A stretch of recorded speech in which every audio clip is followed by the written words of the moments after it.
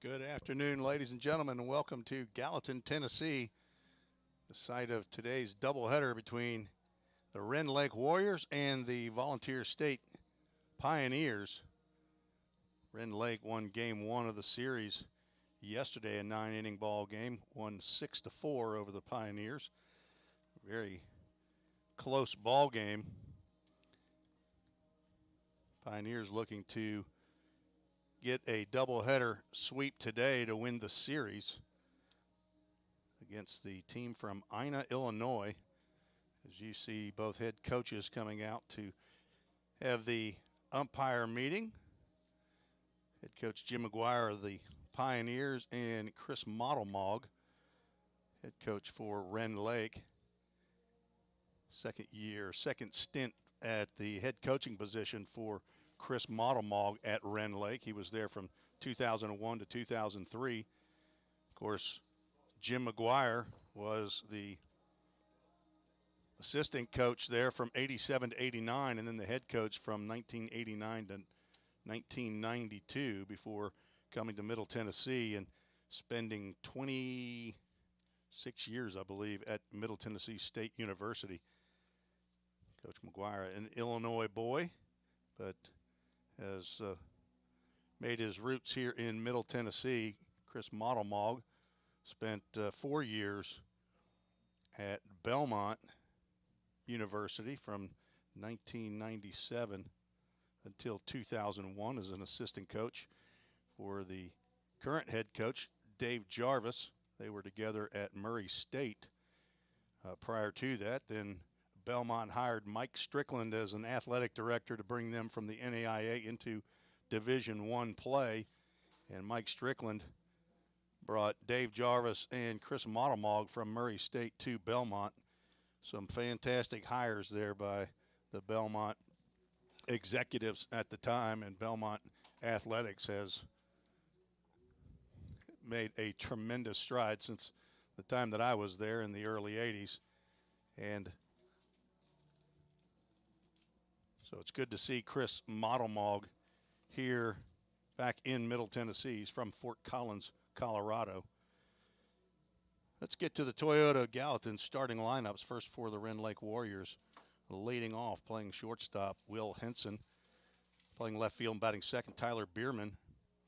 At second base, batting third, Ryan Trokey.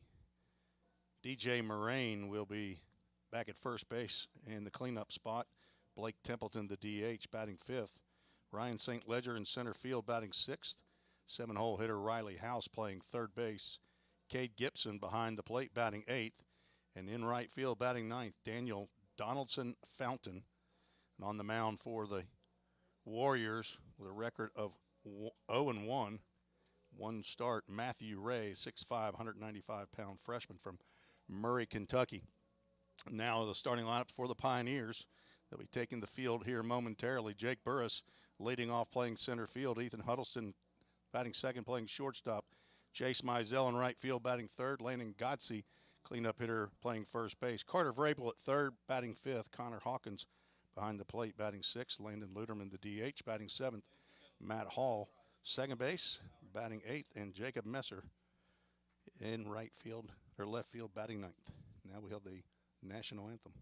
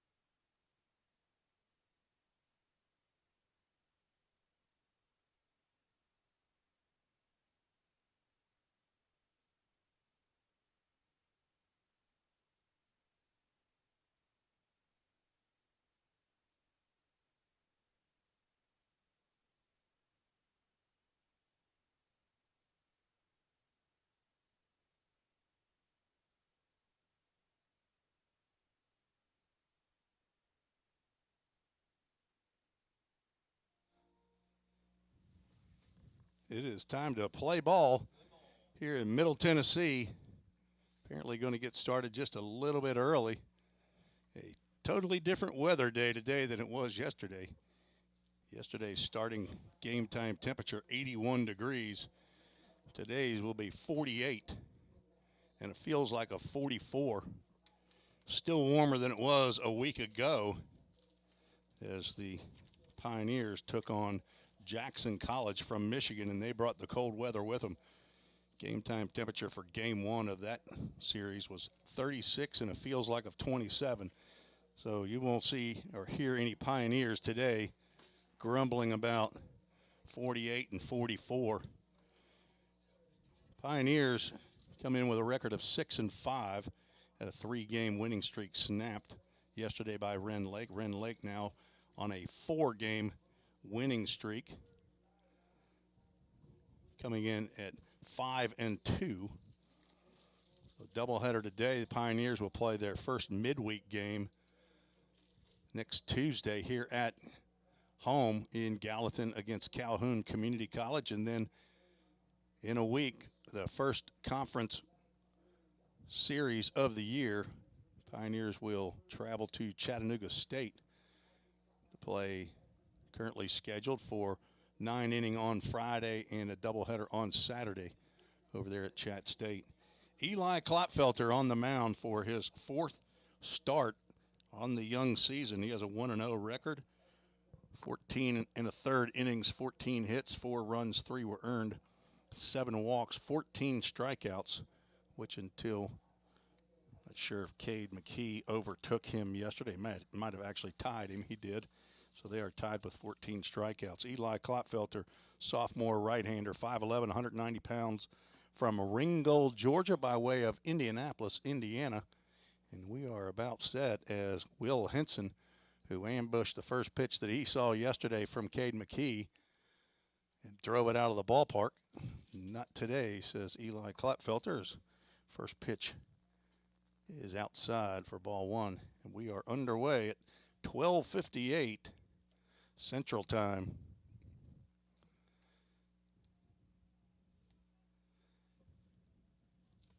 Thank you for joining us here for game 1 of the doubleheader. New signage out on the Toyota of Gallatin scoreboard. Called strike. The Toyota of Gallatin sign was installed this morning just under the brand new scoreboard out in left center field. The ribbon over the top that will say Vol State Baseball and the Vol State logo should be installed in the next few days, hopefully.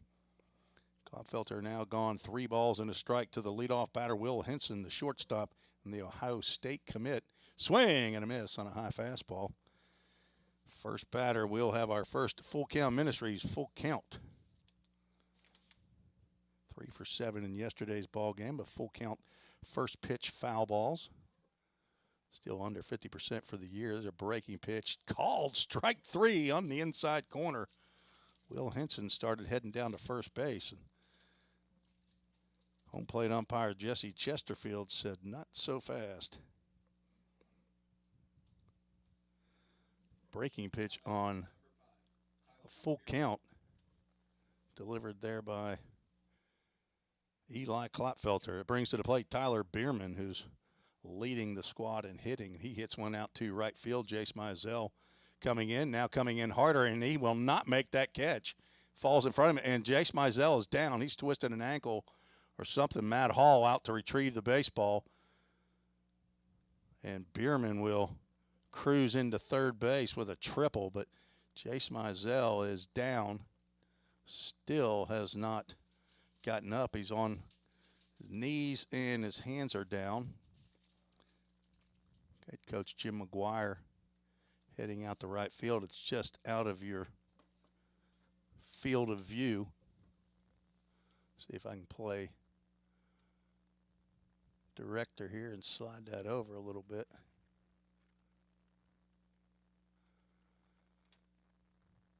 I'm guessing that's a twisted ankle. It's been wet out there in the outfield due to some rain we had a couple days ago. Actually had just a few sprinkles this morning, but that shouldn't have had anything to do with that. It looks like he's up now. Not sure if he will continue. I'm sure if he can, he will. He's walking around right now. It'd be a kid that he doesn't want to come out of the lineup, no question. We will put Tyler Bierman on at third base on the bloop triple. I think Jace off the bat thought that he had a beat on that. Jace will stay in the game.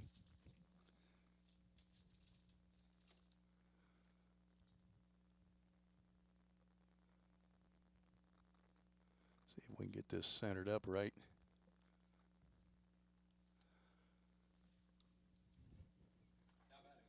I think that'll work. So 1 out and a man at third base. Ryan Trokey steps to the plate, hitting .286. Young man from Marion, Illinois.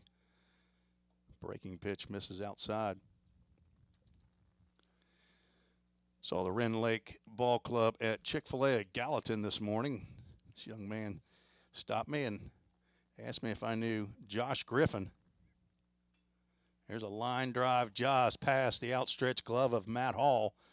Trokey delivers the first run for the Warriors. RBI single. Told me he played high school baseball with Josh Griffin, who was the starting shortstop for the Pioneers a year ago and has now moved on and having a great early part of the season at Trevecca. DJ Moraine steps into the box with 1 on, 1 in, and 1 out. First pitch he sees, a breaking pitch called strike.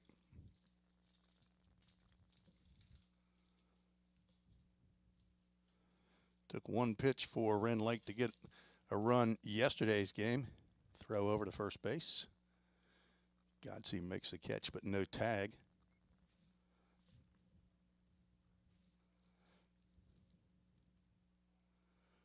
Trokey has 1 stolen base in 1 attempt. And Moraine tried to get out of the way, but that ball just had a magnet for his, I'm not sure if it actually caught his body or got his shirt, but he will head down to first base, putting runners at first and second for Rend Lake.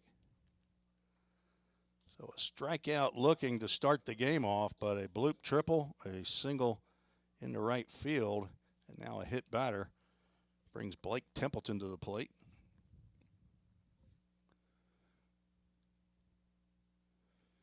A 1 step off for Eli Klotfelter. Now you see the umpire putting up 1 finger. That means that's all he gets per batter is a step off. Now either has to throw to a base, deliver a pitch, or it'll be called a ball.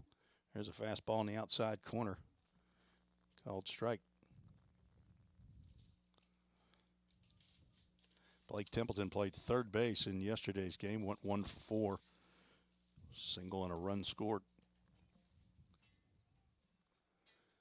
Klotfelter delivers. Breaking pitch. Tried to hold up was Templeton, but he could not. Very nice pitch by Klotfelter. Templeton from Fort Collins, Colorado, 6 foot, 205-pound freshman.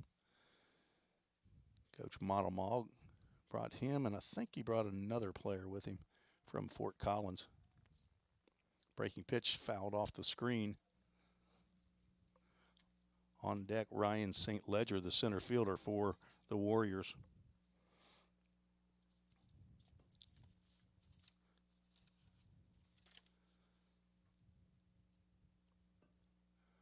Klotfelter with a fastball and a very sharp breaking pitch. Looking to get a ground ball right here. It's a tapper foul at the plate. 2 big double plays turned in yesterday's game for the Pioneers. Our new sponsor, Dudak Communications, provided signage here in our remodeled press box. Beautiful Vol State baseball logo on the back wall behind me. Eli Klotfelter trying to write that prescription He gets a swing and a foul tip that Connor Hawkins just could not hold on to. Count remains no balls, 2 strikes. We're just getting started here in game 1 of the doubleheader. 2 7-inning ball games scheduled between the Vol State Pioneers and Rend Lake Warriors. Swing and a miss on a high fastball. This time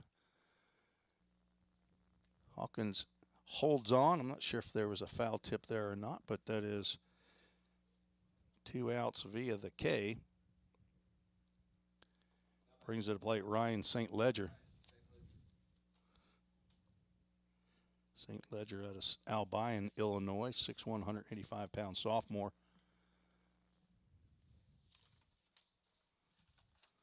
Was 0 for 2 in yesterday's game, had a suicide or a safety squeeze RBI, and he nearly gets hit in the hands with that pitch.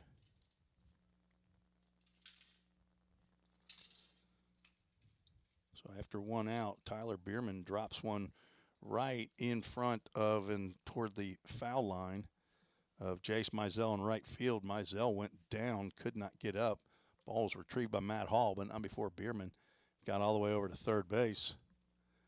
And he was driven in by a base hit by Ryan Trokey. DJ Moraine was hit by a pitch, then another strikeout, and that puts us at a 2-0 count to Ryan St. Ledger with 2 outs and 2 on.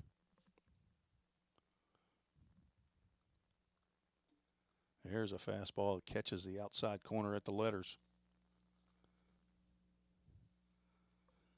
On deck, Riley House, who did not start in game 1, but did come in and hit into one of those 2 ground ball double plays. Pitch misses outside. Count goes 3 balls and 1 strike. All clouds today. Yesterday started with beautiful sunshine. Clouds rolled in, but 80 degrees. Here's a fastball that misses high and tight. The bases are now loaded with Warriors. Riley House, playing in his 5th game of the year, only has 3 official at-bats. He's 1 for 3. House, 6 foot, 205-pound sophomore from West Frankfort, Illinois.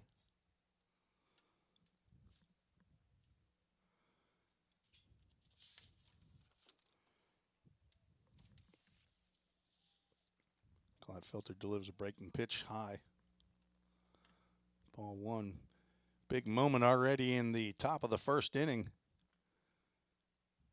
Warriors could put a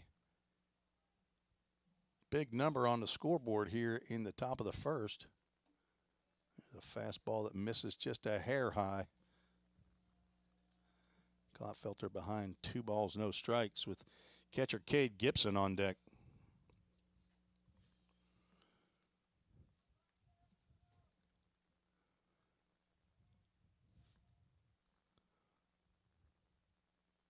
Another fastball that Gladfelter just cannot get the feel, I guess. Got a hit batter, a walk. So he's put 2 on after throwing into a little bit of bad luck. The bloop should have been a single probably, and Mizell must have twisted that ankle and could not retrieve it. 3-0 pitch. There's a fastball in there for strike. Let's see if Riley House is swinging on 3-1 or he'll be taking again. Gladfelter needs to just challenge him, make him hit it to get on. And he throws the ball down low. That'll be a walk and an RBI for Riley House. Ryan Trokey comes across the plate.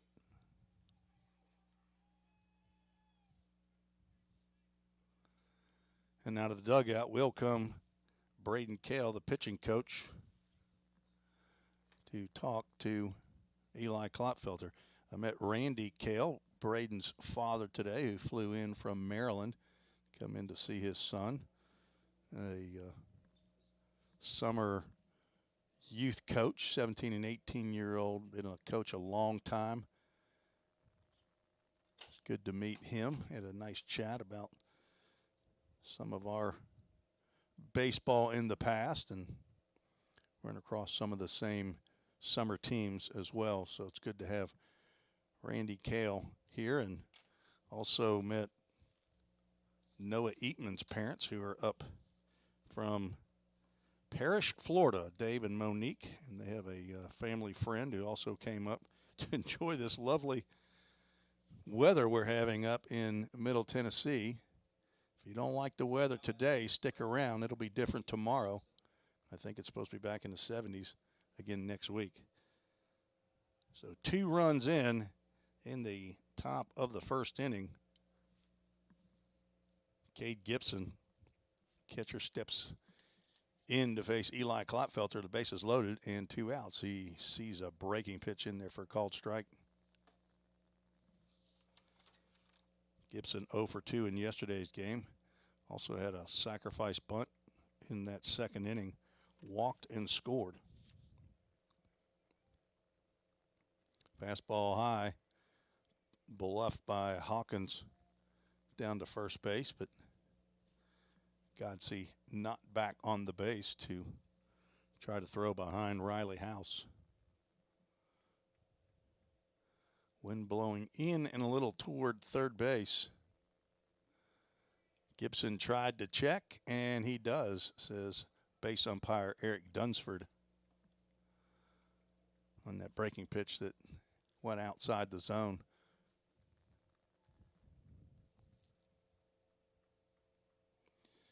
Gibson from Murray, Kentucky, which is where also the starting pitcher Matthew Ray is from. 2-1, fouled off to the right side. Gibson, 6 foot, 180 pounds, sophomore. Shows on the roster he's a catcher and a pitcher. Don't believe he's gotten on the mound yet this year.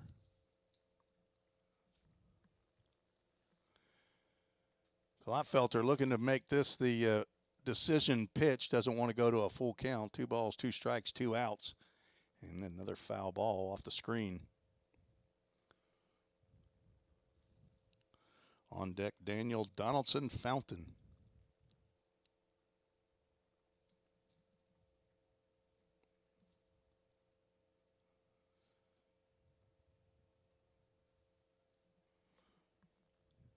We'll do the 2-2 all over again. Fastball on the inside corner, and that will be strike 3. And Klopfelter gets out of the bases loaded situation. But 2 runs, 2 hits, no errors, 3 runners left on base. Rend Lake scores in the top of the first. Again, the Pioneers head to the plate. You're listening to the Vol State Sports Network.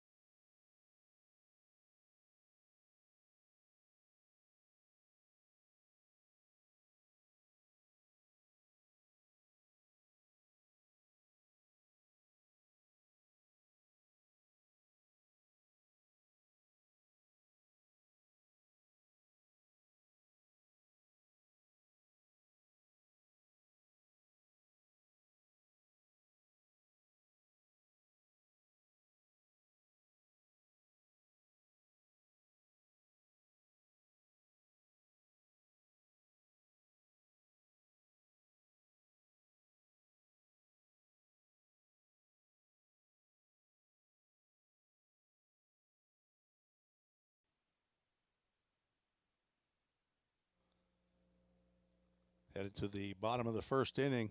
Pioneers will send Jake Burris, Ethan Huddleston, and Jace Mizell to the plate, hopefully. Jace came back into the dugout and said he was okay. I don't see him right now, as I'm sure concerned citizens out in the outfield. The Rices are back, Marcia and Alan Rice, grandparents of Jace Mizell from Metropolis, Illinois, are back, and they said they missed the 80-degree day weather. Well, the Mizells' grandparents, they felt that 80-degree weather. They were here yesterday. Overhand curveball misses. To Jake Burris, the pride of Grove City, Ohio. Jake had 2 doubles in yesterday's game, was 2 for 4, 2 RBIs. Breaking pitch on that outside corner. Down in the count now, 1 ball and 2 strikes. Burris hitting .267. Played in 10 of the 11 games. Fastball that misses away. Has 8 hits, 3 doubles on the season. Was the number 2 hole hitter a year ago and moved up in the lineup to first. And just gets a piece of that breaking pitch outside to stay alive. Matthew Ray on the mound, 6'5", 195 pounds, freshman from Murray, Kentucky. If you recall from yesterday, if you were on the broadcast yesterday, these 2 teams faced off in the fall. Breaking pitch misses high. We have a Full Count Ministries full count.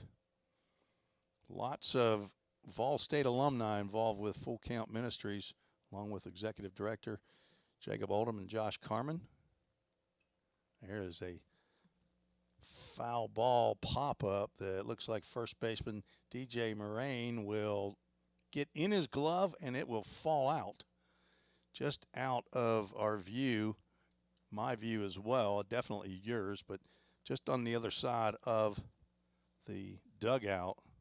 That will be a full count first pitch foul ball.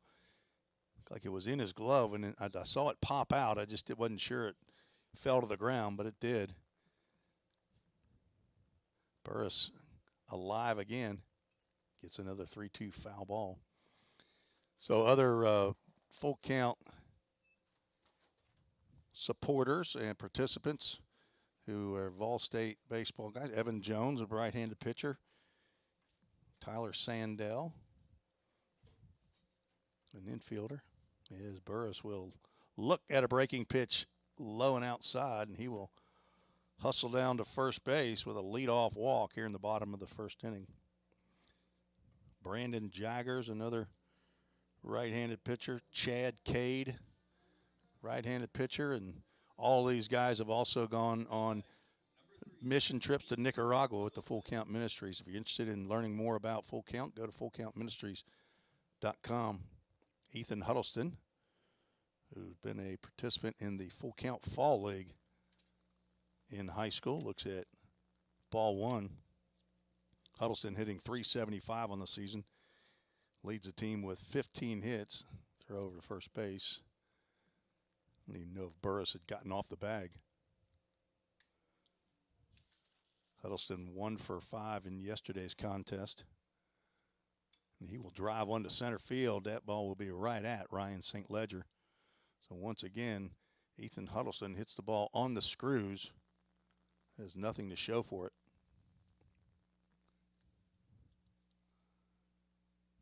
Guess I could go through here. He's probably lined out to an outfielder 5 times already this year.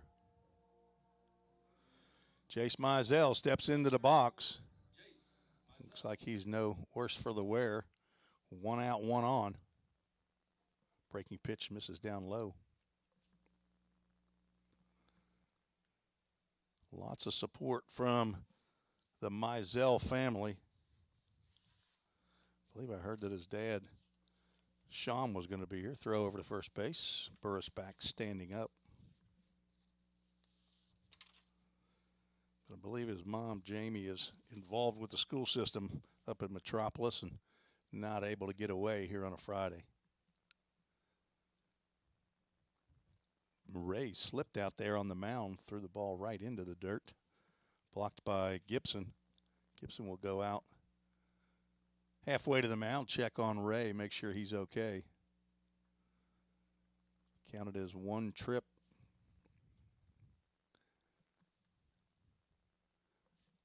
Lots of new rules here. There's a fastball outside. Mizell 3-0. Jace hitting .243. He has 9 hits, 3 doubles, a triple, and a home run. 5 home runs on the season for the Pioneers. Landon Gotze has 2. There's a shot on a 3-0 pitch. Mizell wasn't taken there, and he lines one into left field for a base hit. First hit for the Pioneers today, putting runners at first and second.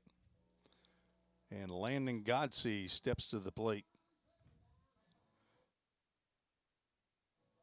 Gotze with his mother and girlfriend here in the stands today. Saw Suzanne come in. I see her just off to the left in the stands. I don't know Landon's girlfriend's name, but I assume she's from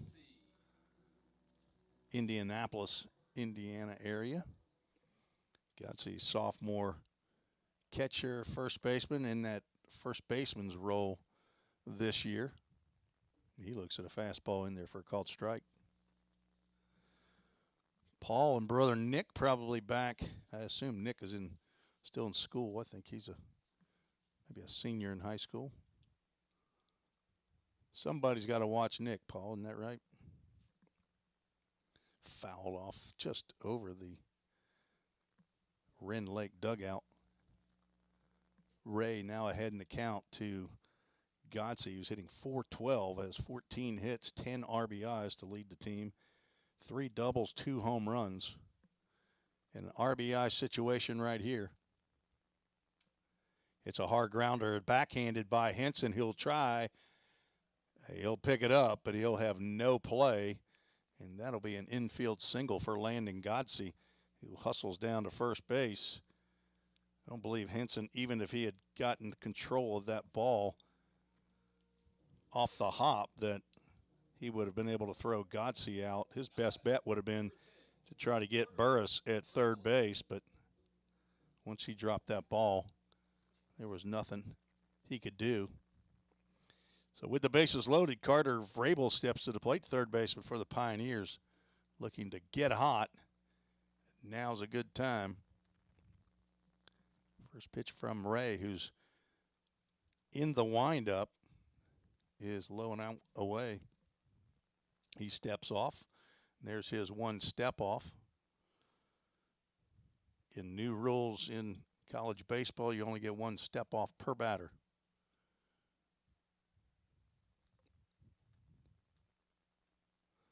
Swinging a foul ball over to the on-deck man, Connor Hawkins, makes the one-handed stab.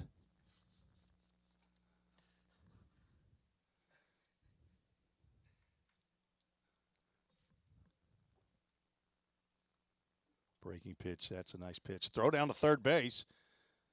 Back is Jake Burris. Cade Gibson trying to lull Burris to sleep. Couldn't get my finger over to push the button on that quick enough, but trust me, Burris was back in time. That's the downfall of these two cameras, folks. 1 ball, 2 strikes. There's a break pitch that stays high. Is my cognitive ability to watch the game, broadcast the game, and produce the game. Breaking pitch down in the dirt, and Carter Vrabel has worked the count full. The Full Count Ministries full count. Vrabel, I believe, had 2 grand slams a year ago.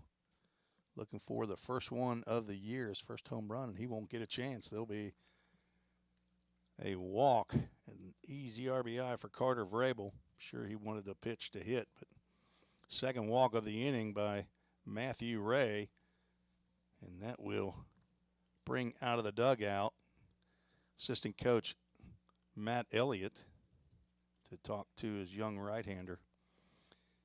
Head coach Chris Modelmog and Matt Elliott handle the Rend Lake Warriors. Matt Elliott, talked to him also at Chick-fil-A this morning, and he formerly coached a couple of years with Roy Mewburn at Vanderbilt University back in the might have said the late 80s, maybe early 90s, I think. So I put that run got up on the wrong side there. Again, I don't know how that happens. I'm in the bottom of the first. 2-1 is the score. And Connor Hawkins steps to the plate. He has one home run on the year. That's what I'm doing. What you need to tell me. I'm calling him Connor, and that's not right. Connor Hawkins played high school baseball in the summer with my son, and that's what's throwing me off. Caleb, I know you. I should just call him the sensei. I had originally had it Colin Hawkins because I do know you, Connor. All right, next time, Press Box Gang, Tyler Holsworth, I'm going to call you out.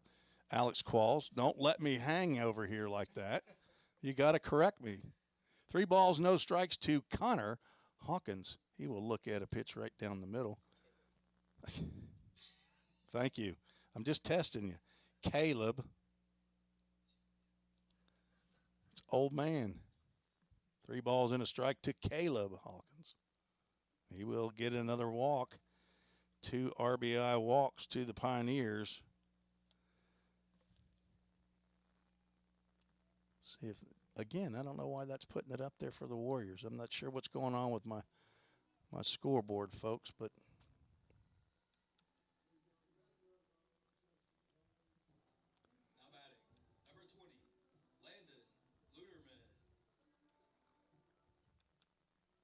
apparently everything's going wrong. Bases loaded. Landon Luderman steps to the plate. He starts to swing, holds up. They're going to check out with the base umpire. He says no, he did not go.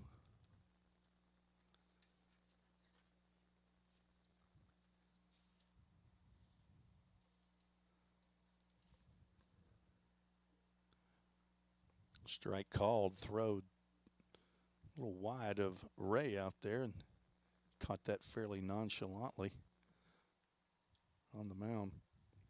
Landon Luderman, last at-bat that he had, it was a double out there in right center field as he looks at a slow breaking pitch for a called strike. Luderman from Knoxville, Tennessee, attended Knox Catholic. Good-looking hitter is the DH today, and he will drive one out to center field. This should score the go-ahead run. Ryan Ledger makes the catch. His throw is to third base, and the run does score. Landon Gotze on the sacrifice fly for out number 2. And on the play, the heady base runner Carter Vrabel moves up to third base. Caleb Hawkins will stay at first. Runners now at first and third with 2 outs. And Matt Hall, the 8-hole hitter, stepped to the plate. And I forgot to announce the Framework Athletics as a delayed steal. Hawkins stopped, and then he'll just meander on down to second base. On the pitch, so a stolen base for Caleb Hawkins, putting 2 runners in scoring position for Matt Hall.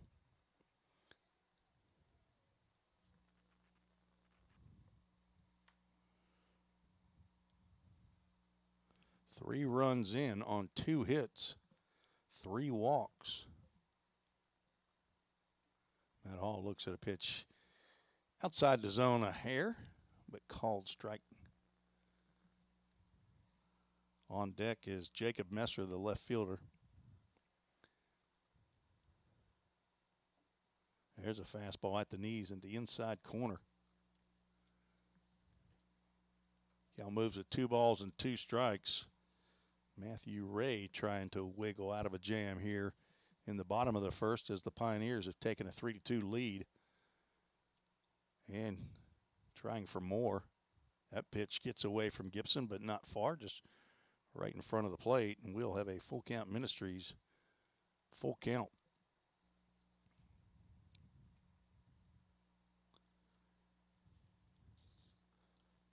5 weeks of mission trips down in Nicaragua this summer for full count. There's a pitch outside the zone. They're going to check, and that will be ball 4. Says Eric Dunsford out in the middle of the diamond, and that will bring the 9th batter to the plate for the Pioneers, Jacob Messer. Bases loaded, and the Pioneers now have a chance to put big number on. Jacob Messer swings and misses. Messer looking for his first hit of the year. About got hit with a pitch there. Breaking pitch misses right about his shoe. Messer out of Memphis, Tennessee, Memphis University School. Swing and a miss. Nice pitch that dove away from the batter. Messer now down in the count. On deck, Jake Burris. There's a breaking pitch that's right over the plate, and down goes Messer. Pioneers send 9 to the plate, score 3 runs on 2 hits, no errors, and 3 runners left on base. Both teams have left the bases loaded after their half of the first inning. 3-2, the Pioneers have their first lead of the series. You're listening to the Vol State Sports Network.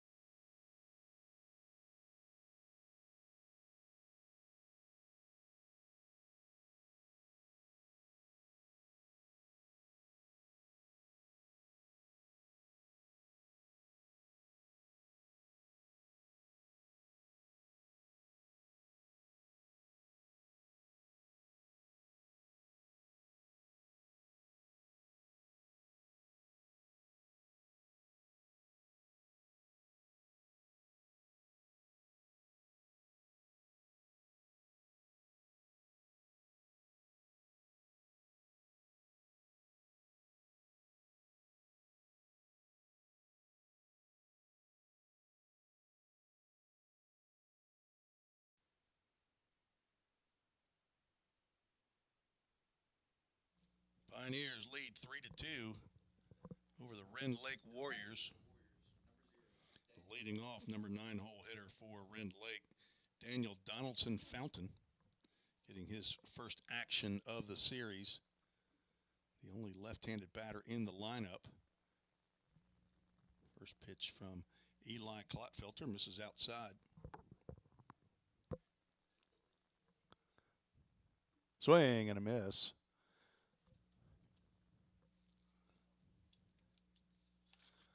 6'1", 175 pounds from Tallahassee, Florida. Wonder how he got up to Ina, Illinois, and he will take one on the 0 on a breaking pitch. Head down to first base with the second hit batter of the ball game by Eli Klotfelter. Klot came in with 5 hit batters, so he's no stranger to drilling somebody. That's 7 now on the season. Leadoff batter Will Henson steps to the plate. Struck out looking on a 3-2 pitch, and he swings and misses.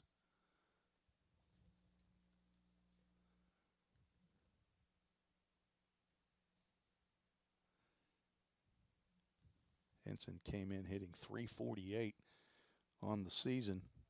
8 hits. Throw over to first base. Donaldson Fountain back in time.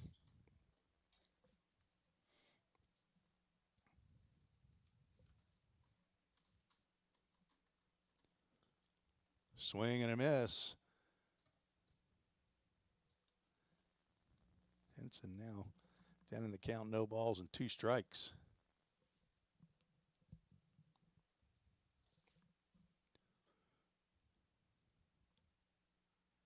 Throw over to first base. Not in time. Rend Lake 7 for 8 in stolen bases on the year. Donaldson Fountain has not attempted a steal yet. He's taken off there. The pitch is outside. Throw down to second base is in time. A double clutch by Caleb, don't call me Connor Hawkins, behind the plate. And I think that's probably maybe 3 or 4 caught stealings this year. Count goes to 1 ball and 2 strikes to Will Henson. And there's a breaking pitch right across the plate for a strike 2. So, or strike 3, the second caught looking by Will Henson.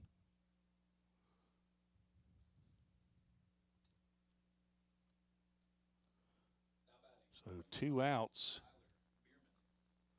Tyler Bierman steps to the plate. He lofted a pop-up into shallow right field. There's a breaking pitch over for a called strike that looked as though Jace Mizell was going to be able to get to, and ended up falling in front of him. Jace ends up apparently twisting his ankle, could not retrieve the baseball. And Bierman got all the way over to third base by the time Matt Hall, the second baseman, was able to get the ball back in to the infield. Bierman later scored on a single by Ryan Trokey. Now down in the count, no balls, 2 strikes. Able to hold up on that high fastball. So a hit batter, a caught stealing, and a strikeout looking. There's nobody on with 2 outs. There's a breaking pitch. Called strike 3 on the inside corner. It's hard to see or hear the strike call, so a little bit of a delay on the actual movement of the home plate umpire. That's 5 strikeouts now for Eli Klopfelter. 5 of his 6 outs have been via this strikeout. No runs, no hits, no errors, nobody left on base. We're heading to the bottom of the second. We are live on YouTube and Twitter, the Vol State Sports Network.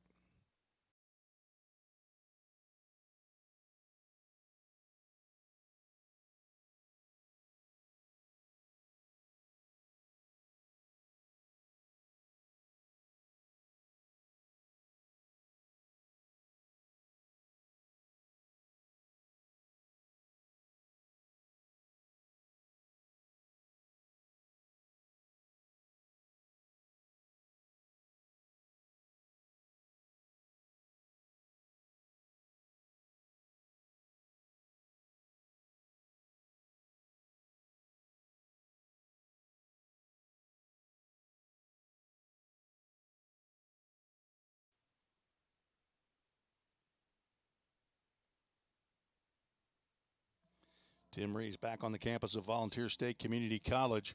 We move to the bottom of the second inning and start the lineup all over again. Big Jake Burris will step in and lead off for the Pioneers after they sent 9 to the plate. He will swing and foul one just off the top of the screen for strike 1. Burris walked and scored the first run of the game. Breaking pitch missed. I'm not sure if that was inside or high. But Burris scored the Framework Athletics first run of the game for the Pioneers. He steps out on that breaking pitch again, and it drops right over that outside corner. Framework Athletics has baseball and softball training, pitching, hitting. A hard shot down to third base. Riley House airmails one over to first base. Burris will take off for second. It bounces off the brick wall, and he will cruise into second base on the two-base throwing error by Riley House. House got that ball quickly, but tried to get rid of it apparently too fast, and that will be the first error of the ball game for either team. Burris on at second base, bringing up Ethan Huddleston. Huddleston lined out to center field in his first plate appearance. He squares the bunt. Pitch called a strike. I don't think Huddy thought that was a very good pitch to bunt, but if it's on the strike zone at the knees, it is a good pitch, so he must have thought that was out of the zone. He lines one into center field. This will get down for a base hit. I'm not sure if Burris will attempt, and he will. There'll be no throw as Ethan Huddleston comes up large here in the bottom of the second inning with an RBI single to drive in Jake Burris. Give the Pioneers a 4-2 lead.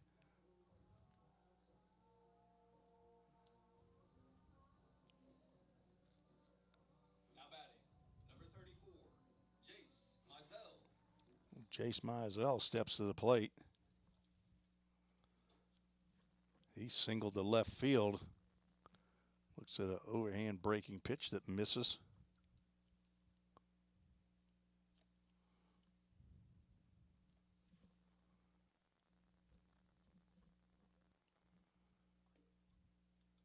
Count goes 2 balls, no strikes.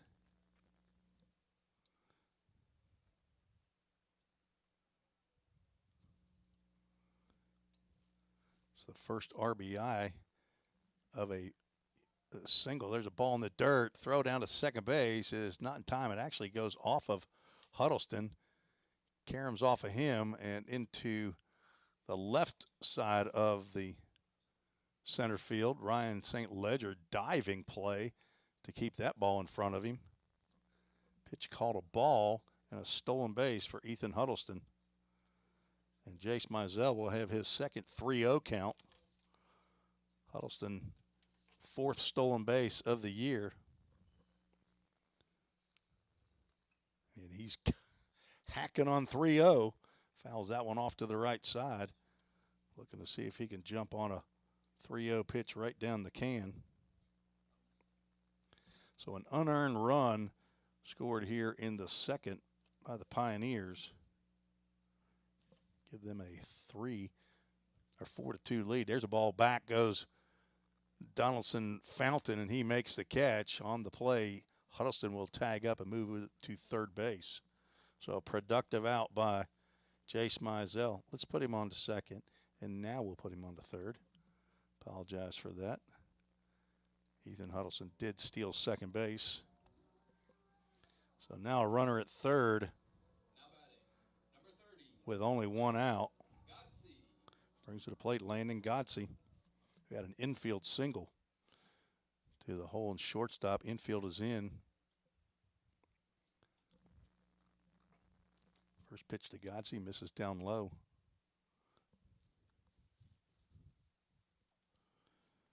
Godsey, the number 2 catcher a year ago. There's a ball in the dirt, blocked nicely by Gibson. This year moved to first base. Open up a spot for Braden Vineyard, who's had an excellent beginning of the year. Count goes 3 balls and no strikes.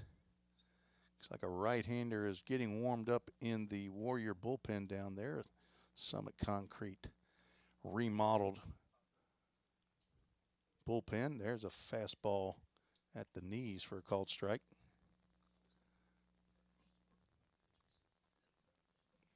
Three in the first, now 1 in the second for the Pioneers. Looking for more. There's a pop-up. It looks like it'll be in shallow right center field. Donaldson Fountain comes in and makes the catch. On the play, tagging is Ethan Huddleston, the base umpire Eric Dunsford. An athletic play to get out of the way of that throw from right fielder Daniel Donaldson Fountain. He had to go to the ground to make the catch. A very shallow sacrifice fly, RBI for Landon Godsey. And a hustle play by Ethan Huddleston to score on that play. So the second sac fly for the Pioneers. They take a 5-2 lead. Carter Vrabel at the plate this time with nobody on. Came to the plate in his last appearance and had bases loaded. Ended up walking. Matthew Ray is struggling to find the strike zone.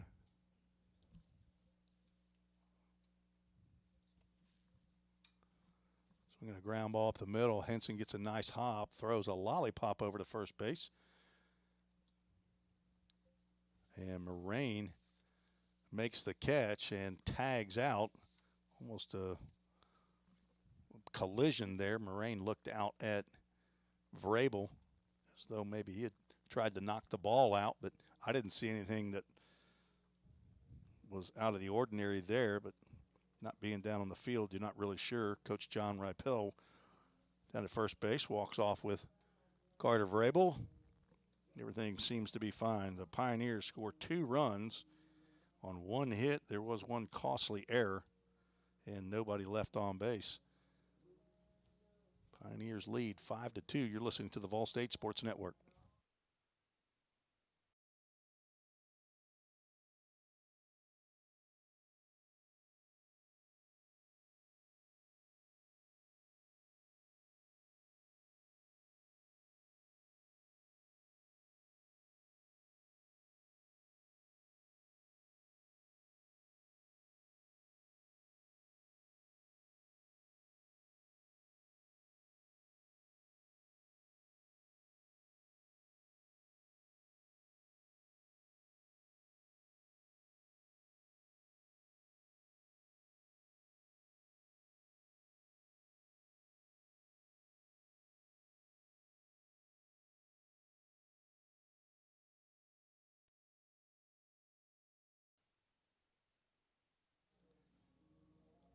Leading off for the Rend Lake Warriors, Ryan Trokey, the 3-hole hitter, second baseman, singled to right field, drove in the first run of the game for Rend Lake.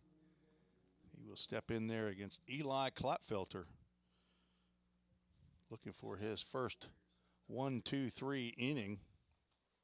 I'm sorry, he actually had it after hitting the first batter in the second inning. A caught stealing retired Daniel Donaldson Fountain. There's a hard ground ball down the third base line. It will roll foul. Cherokee wearing the pants high, showing off the black socks with the red and white stripes. Wearing their red tops and their white pants. Today, the Pioneers have busted out those baby blues again. Swinging a drive out to center field. Jake Burris looks up into the Middle Tennessee sky, moves over a few steps, and makes the catch for out number 1. An anonymous donor gifted these lovely baby blues to the Pioneers baseball program, and whoever that was, we thank you very much for your support of Vol State baseball. DJ Moraine steps to the plate. He was hit by a pitch. His first at bat was stranded at third later in the inning when Gibson struck out looking. Count goes 2 balls and no strikes to the young man from Conyers, Georgia. Fastball in the outside corner at the knees, called strike. Tyler Holsworth from Norcross, Georgia. Do you know where Conyers, Georgia is? Donde? That's Spanish for where? Breaking pitch at the knees on the inside corner. So it's not a suburb of Atlanta. It's north of Atlanta. 2-2 count from Klotfelter. Breaking pitch driven into left field. That'll get down for a base hit and get all the way to the wall. Jacob Messer gets to it quickly, throws into second base. Throw is on the bag, but not in time as Moraine slides in safely for a one-out double. That was a rope. Messer got to it quickly. I thought he might have a chance, and good, strong, accurate throw. Just a hair late.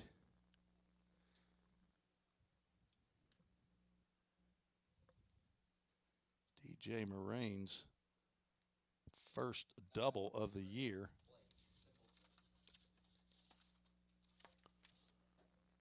And Blake Templeton, the DH, steps in. Breaking pitch catches the back of Templeton. That'll be the third hit batter of the ball game by Eli Klotfelter.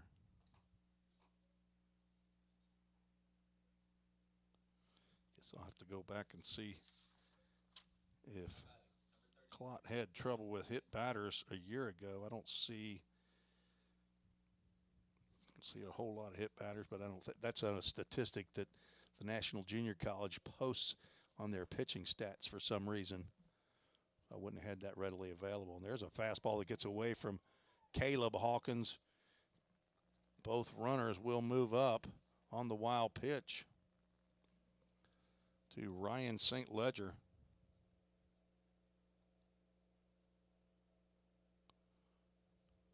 Hawkins got a glove on it, but definitely not where he was wanting it. And the Warriors have two in scoring position.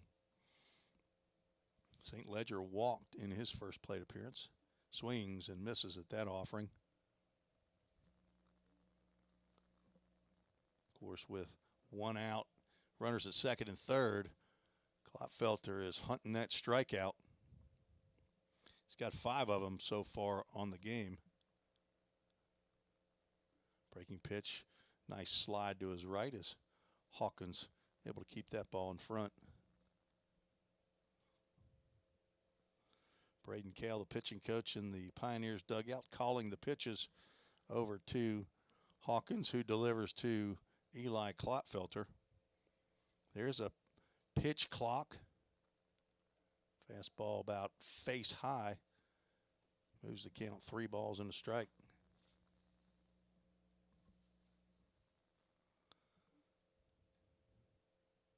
There is a base open, but St. Ledger having a tough time at the plate so far this year. It's definitely a batter you want to go after and challenge. Swinging a foul ball off to the right side, and Klotfelter back in the count, evened up at full count. Ministries full count. Personally, I like to thank Full Count for giving me the opportunity to begin my broadcasting career a couple years ago in the summer for the Ohio Valley League. There's a breaking pitch right across the plate, and Klotfelter gets the strikeout that he's looking for. Another caught looking, I believe. I have to check that here in a second. That may be his 4th caught looking. It is. I'm sorry. That's his 5th. 5 out of 6 of his strikeouts have been caught looking. So now 2 outs with runners in scoring position. Riley House, who also walked with the bases loaded. At the plate, that ball's in the dirt, and that'll score a run. Gets off to the right side. Hawkins retrieves in front of the Warrior dugout, but a wild pitch will score a run.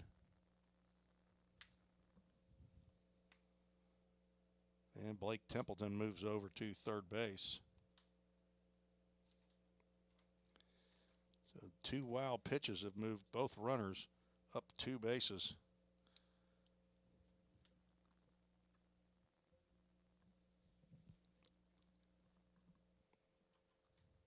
Swinging a ground ball down the first base line. It goes foul.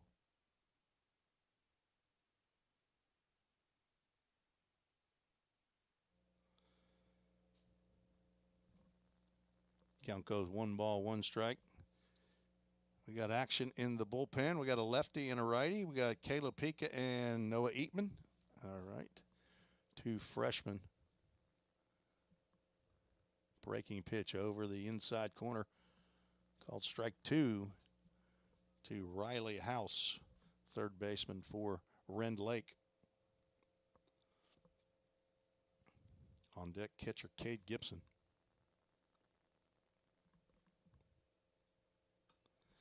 Ground ball to third. Vrabel up and over. And to retire, House on the 5-3. Ends the inning for Rend Lake, who score 1 run on 1 hit, no errors, and 1 runner left on base. After 2.5 innings, Pioneers lead 5-3. You're listening to the Vol State Sports Network.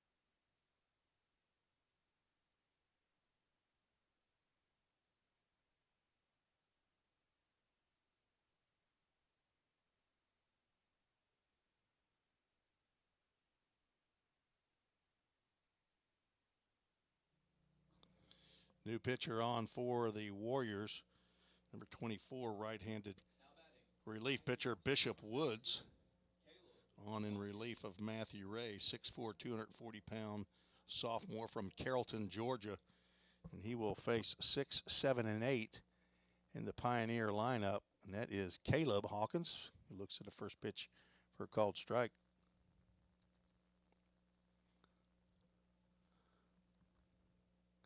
Woods got the sign, and he is delivering. Pitch misses just outside.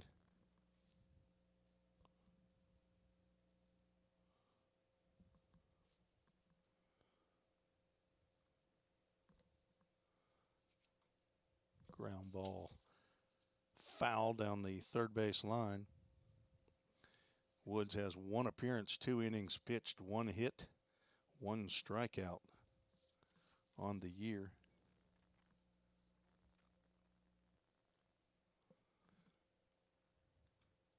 Tapper also foul down toward Coach Jim McGuire. He'll wait for it to stop, and we'll let somebody else get it.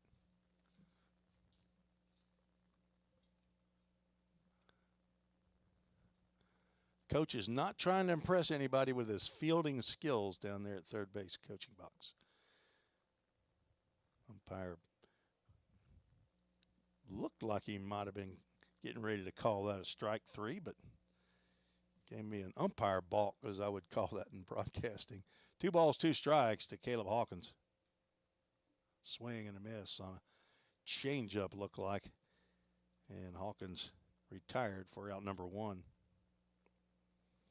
Matthew Ray goes 2 innings, gives up 3 hits, 5 runs, only 3 earned. Walked 4, struck out 1. Is on the hook for the decision. Landon Luderman steps to the plate. He knocked in a run with a sacrifice fly in the first inning. And he will take one in the hip. And he will reach first base. On the first pitch he sees from Bishop Woods.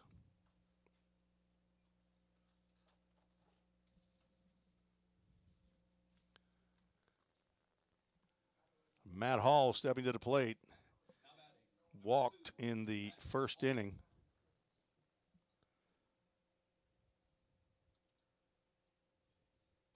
Swing and a miss. On deck, Jacob Messer. 3 runs, 3 hits, 1 error for Rend Lake. Off-speed pitch that just catches the knees. 5 runs, 3 hits, no errors for the Pioneers. Both teams left the bases loaded in their half of the first inning. There's a fastball high. No decision need to be made on that pitch.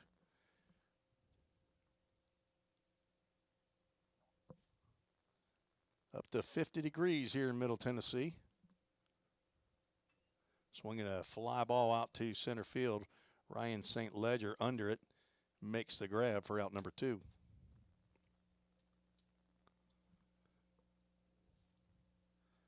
So the man that switched numbers with Landon Luderman at the beginning of the season just to throw the broadcaster off. All last year, and I believe his freshman year, Jacob Messer was wearing the number 20. And right as we start to play our first game against Central Alabama, I see they're wearing the other number. Luderman starts to go. Pitch is called a strike. Luderman stays at first. And Messer looks at an 0-1 count. So Luderman was wearing 5. Messer was wearing 20. And I'm not sure what else was given up in the exchange. Time is called at the plate. Now everybody's set to go.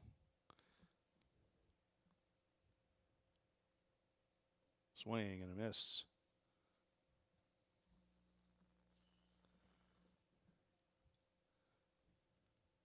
Messer looking down to head coach Jim McGuire at third base, flashing signs.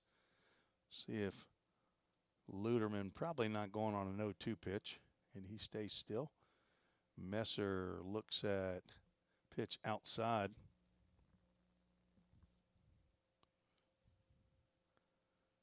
Messer 6 hits in 20 official at-bats a year ago, including 1 home run. Delayed steal by Luderman there on the pitch that went down in the dirt. So either he got a really bad jump or it was a delayed steal on purpose. But a ball to Messer, and now a runner in scoring position for Jacob to get his first hit of the 2023 year.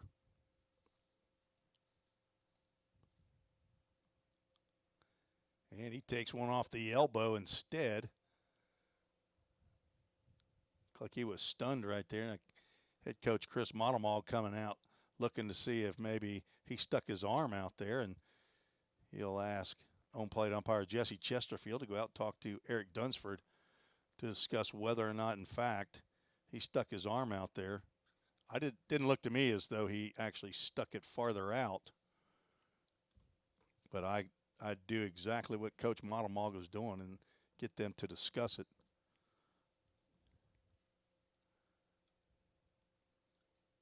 I think you actually have to show an aggressive action of moving the arm. If it's in the position of where you're batting, he called him out. He called him out saying that he did, in fact, on purpose, stick his arm out there. So I wonder if that's considered a batter interference. Anyway, it's the third out of the third inning. No runs, no hits, no errors. 1 runner left on base is the final result after talking to the 2 umpires. Got together and discussed what they thought they saw. And that's the result. So after 3, the Pioneers lead 5-3. You're listening to the Vol State Sports Network.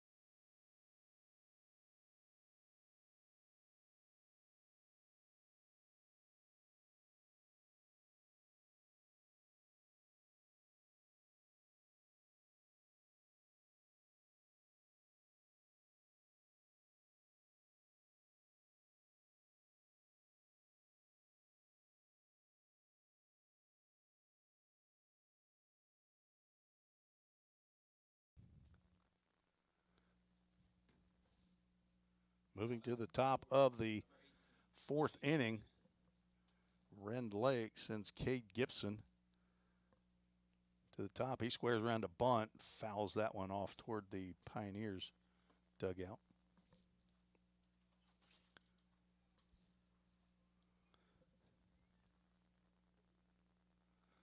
A little bit of an unusual end to the bottom of the third inning. Jacob Messer was deemed to have purposely stuck his elbow out to get hit by a baseball, and he was called out for the third out. There's a breaking pitch that stays high.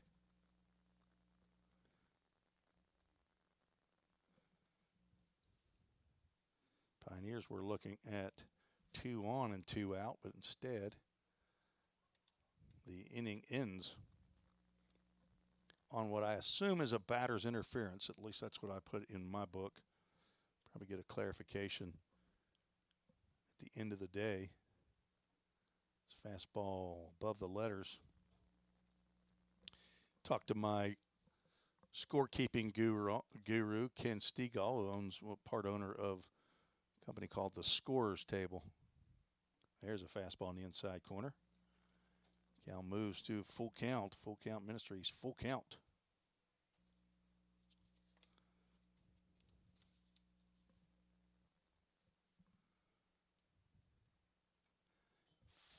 Full count, foul ball.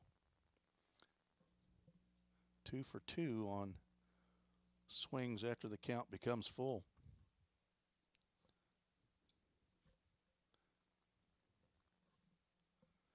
Gibson struck out looking to end the first, and he will take a walk.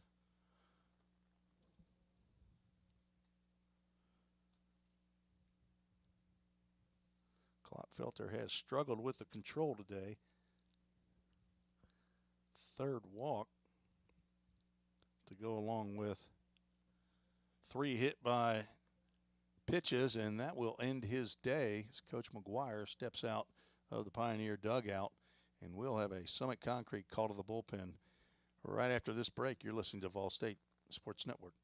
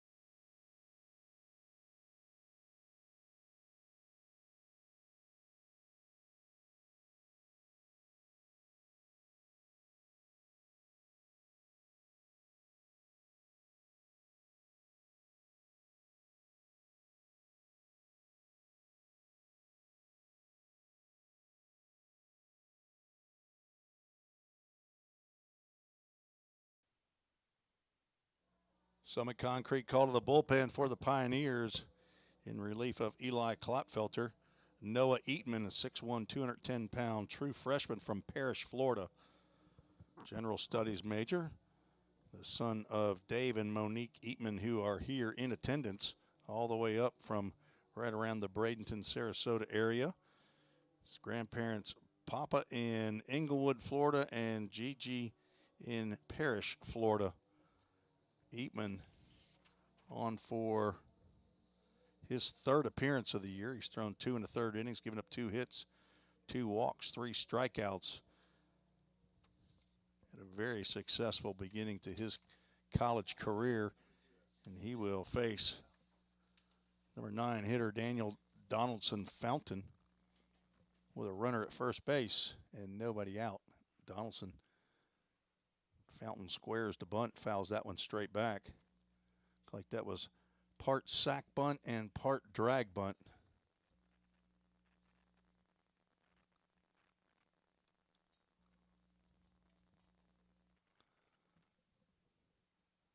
Pioneers lead 5-3. Throw over to first base, a little bit high. Godsey able to haul that one in. Thank you to those who've emailed me actually yesterday and today. I haven't put up my email address yet, but many of you already know the email address. I didn't even look at it yesterday. I'll check it here in just a bit. Another square around a bunt. He bunts out front. Hawkins will throw to second and get the lead runner. Great play by Caleb Hawkins. So the sac bunt does not work on the 2-6. So fielder's choice for Donaldson Fountain.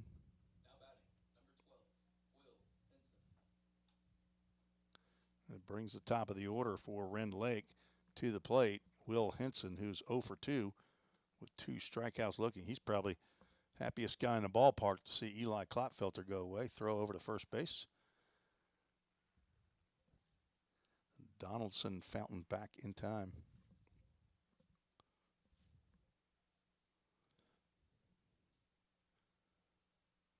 Eatman now a ground ball away, getting out of the inning. The throw over to first base.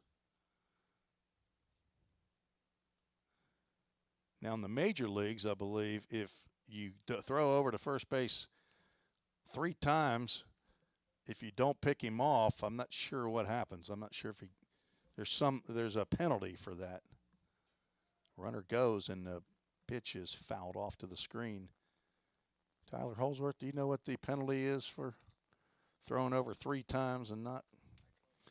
You get the crack research staff. He's got a phone. You got a Googler, don't you? It's probably a ball on the batter would be my guess. Eatman checks the runner, who's got a very, very short lead. Still short. Throw over. Runner back head first.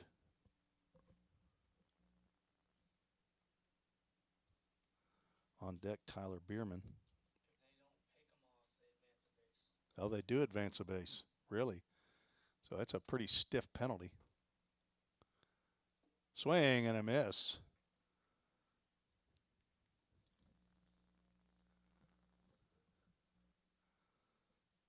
Thank you for checking that out. Look at how fast you are at research. I'm telling you, you got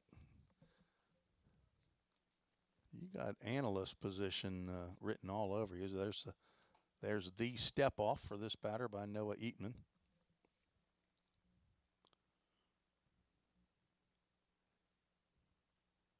Comes to the stretch. Runner goes. Pitch thrown out. Throw down to second base. And another caught stealing by Caleb Hawkins. That looked like almost a pitch out, but yet if it was, he kept it down low. But they did say good job later. So 2 attempted steals and 2 caught stealing. 2-6. So that's 2 outs. Noah Eatman thought he had the 3rd strikeout looking of Will Henson. But now nobody on at 2 outs. 2-2 count to the shortstop from Rend Lake, and he hits a line drive. I mean, slow. That's caught by Matt Hall. He comes up trying to get the fleet-footed Will Henson, but that was one of those change-ups that was hit back to Noah Eatman.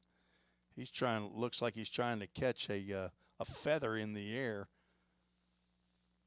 as that was a soft line drive just past Noah Eatman's outstretched glove. Matt Hall was able to backhand it in the infield of play, but and did come up trying to throw Will Henson out. That'll be an infield single for Will Henson. Tyler Bierman steps to the plate. He's 1 for 2.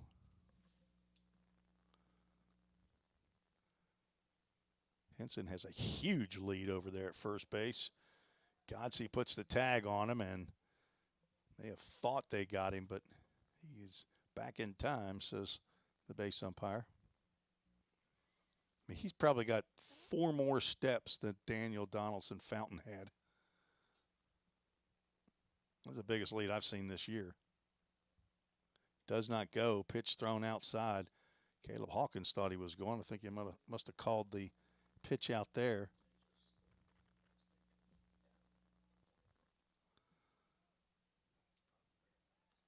Throw over to first base. Henson got those fast twitch muscles going. He's back in time, but he might be getting dirty here. It's a little bit shorter. The throw to first, and Godsey unable to come up with the backhand. Doesn't know where the ball is. Henson faked like he was going to get up and go, but if Godsey had the ball, would have been able to tag him out easily. Sunshine appearing here at Pioneer Field at the Tim Garrett Baseball Complex. The throw over to first base. Back in time is Will Henson. Count still 1 ball, no strikes to the Warrior left fielder, Tyler Bierman. On deck, Ryan Trokey.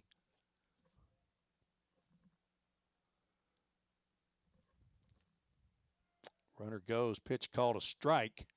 Hawkins does not throw the pitch. Not sure why. But Henson gets stolen base.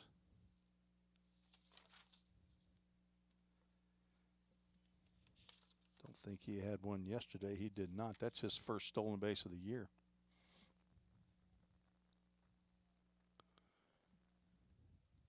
A runner in scoring position for Bierman. Off speed pitch down low.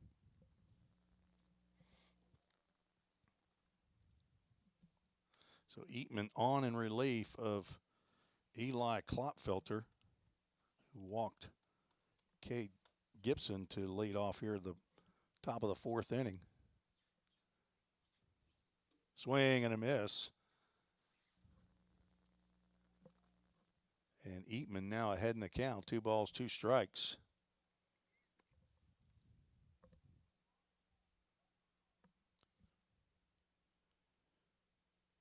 Bierman, 6 foot, 175-pound sophomore from Edwardsville, Illinois.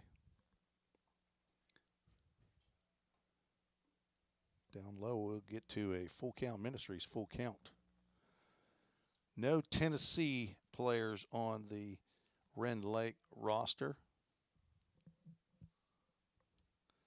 Do have a couple from out of the country, from British Columbia and Ontario. As a ball drilled down the left field line, but it will go foul and come close to hitting a car that was driving down the road.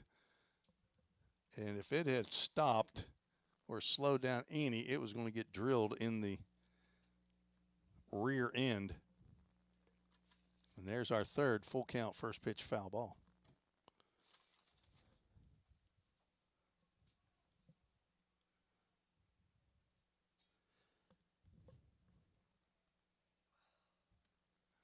Bierman looking at a full count, and he will look at strike 3 called.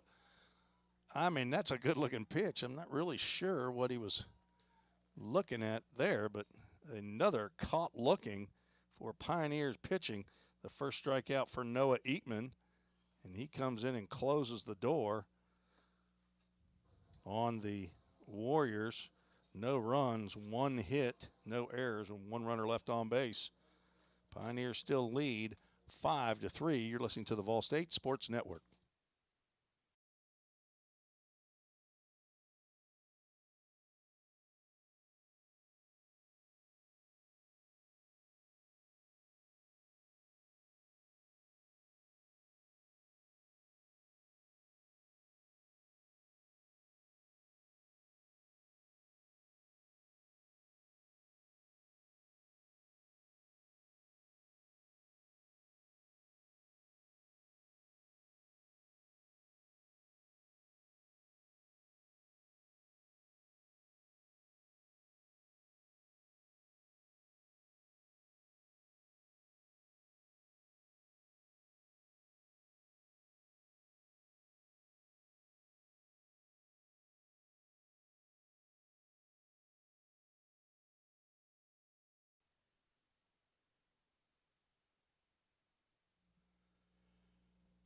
Moving to the bottom of the fourth inning, and the game scheduled for 7 innings.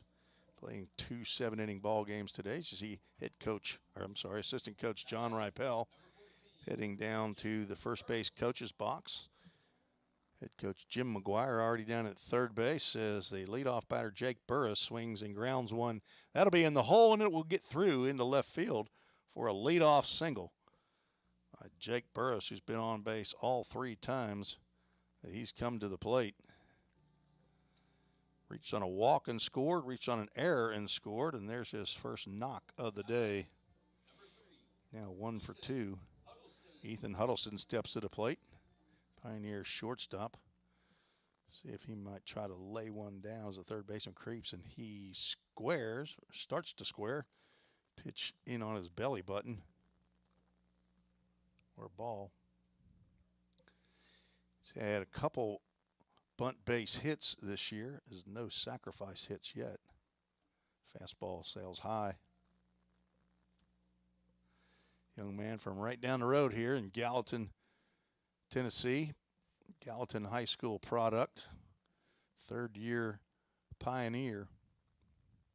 And here's a fastball in the outside corner. Parents Shannon Zettel and Dan, his stepdad, along with brother Noah.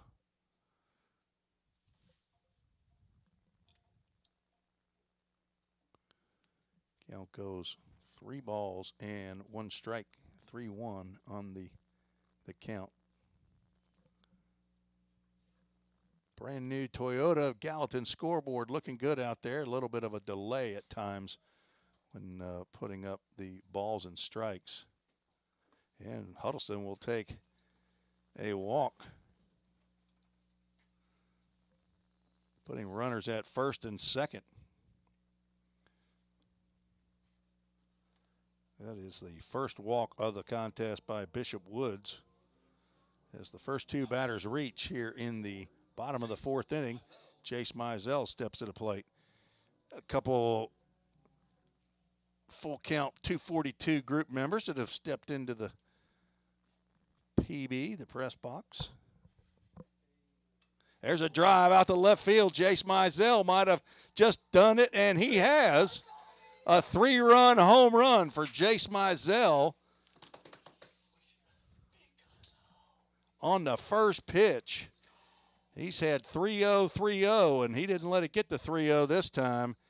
He puts a charge into one out toward his grandparents, the Rices, out there. Pick that ball up out there, Mr. Rice. As the Pioneers put 3 on the board and take an 8-3 lead.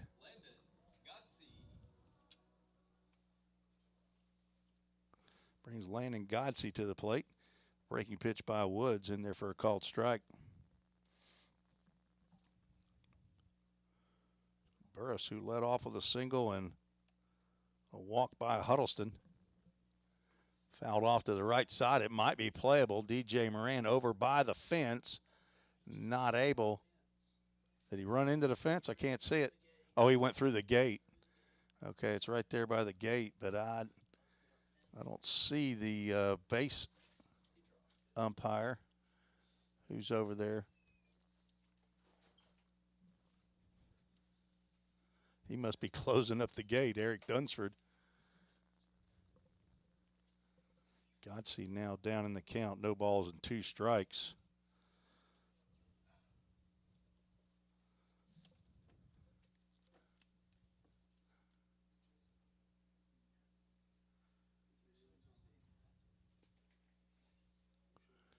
Jace Mizell's second home run of the season, a 3-run shot.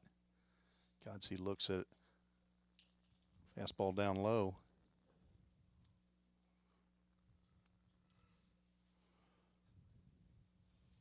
Two hits in the inning for the Pioneers. 5 for the ball game. Maybe 6 base hits now as Godsey has a seeing eye soft liner just past the outstretched glove of Will Henson to reach first base with nobody out. It's his second hit. Had an infield single. Now a base hit to center field. Stepping to the plate, Carter Vrabel. 0 for 1 with a walk. Breaking pitch misses low and outside.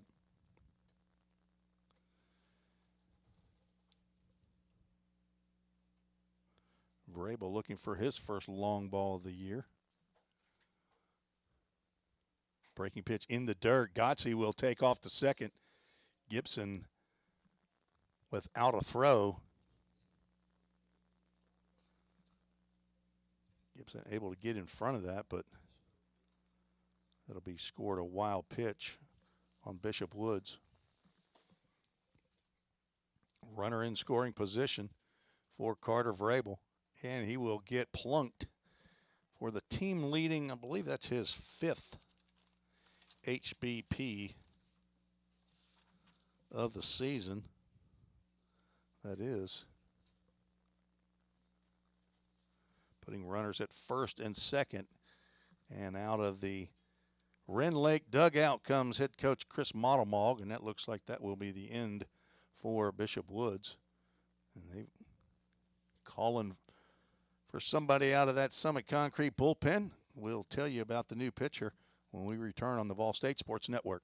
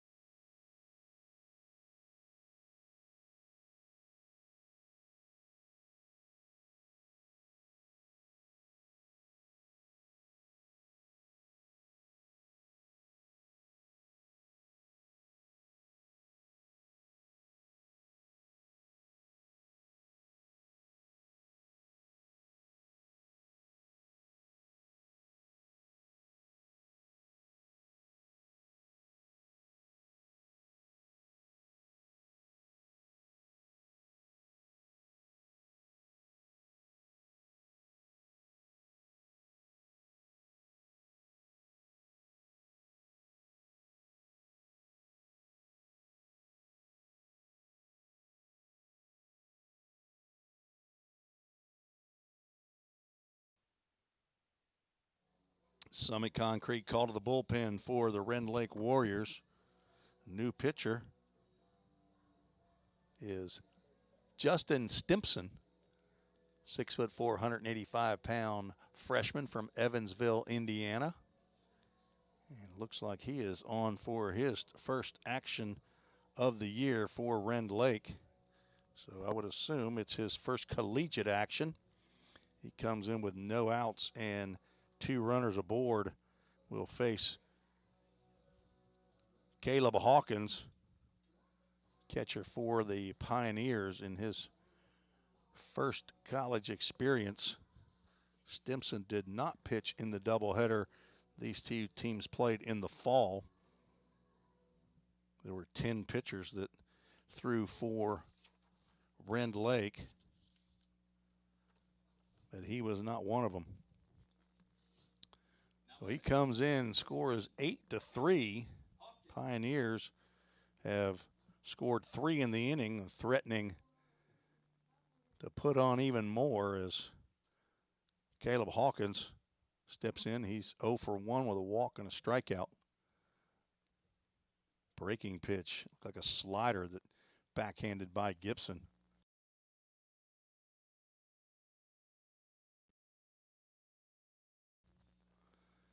Little computer malfunction again. Apologize for that. Ball 1 to Hawkins. Fastball stays high.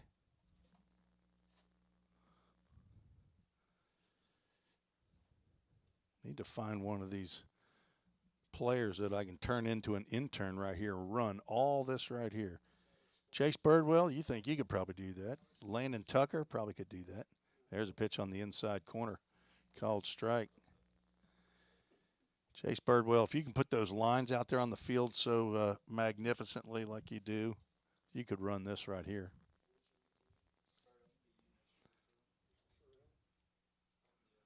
Two balls and one strike, and there's a step off by Justin Stimpson. Bishop Woods went 1+ innings, give up 3 hits, 1 walk, 1 strikeout, 2 hit by pitches. There's a hard hit ball, gets into left field, and that will load the bases. Caleb Hawkins with a base hit just under the outstretched glove of Will Henson. Been several balls hit right there to that spot.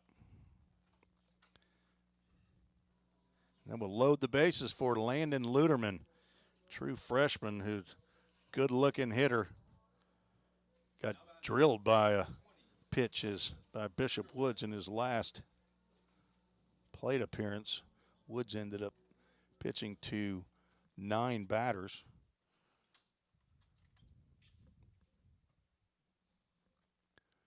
Luderman with a hard shot up the middle, backhanded by Trokey, flips to Henson, twirls at second base, and a 4-6-3 double play. Nice play by Trokey and Henson. 1 run does come across, but the Warriors get 2 outs on 1 swing of the bat. Luderman not credited with an RBI there. A nice diving play by Trokey at second base. And that brings Matt Hall to the plate. First pitch misses outside the zone. Hall has walked and flown out to center field. Looking to drive in the 10th run. Fouls that one off to the right side. It'll get into the trees over by the road that leads up to the, would this be the northeast portion of the campus. Runner's coming home, and he will score on the wild pitch. I'm telling you, Carter Vrabel is a very, very good base runner. He may not be the fastest guy on the team, but he is an excellent base runner. He seems to know when to take that extra base. Very rarely gets thrown out on plays like that. So Carter Vrabel with a heads-up play scores on the wild pitch, the 10th run for Vol State. Another fly ball out to relatively deep center field. Ryan St. Ledger was playing back and hauls that one in for the 3rd out. But the Pioneers score 4 runs. The bulk of that on the 3-run home run by Jace Mizell. Scored that on 4 hits. There were no errors and no runners left on base after 4. Sorry, they scored 5 runs. I missed Landon Godsey right there. Have to get the white out. 5 runs to give the Pioneers a 10-3 lead. You're listening to the Vol State Sports Network.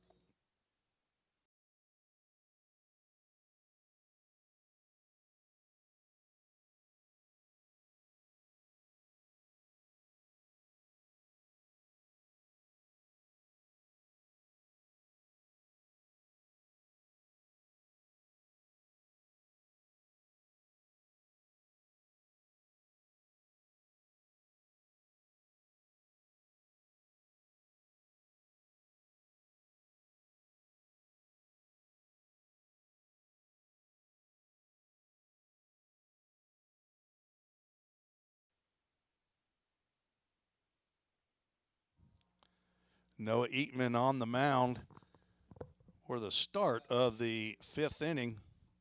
He will face 3, 4, and 5 for Rend Lake.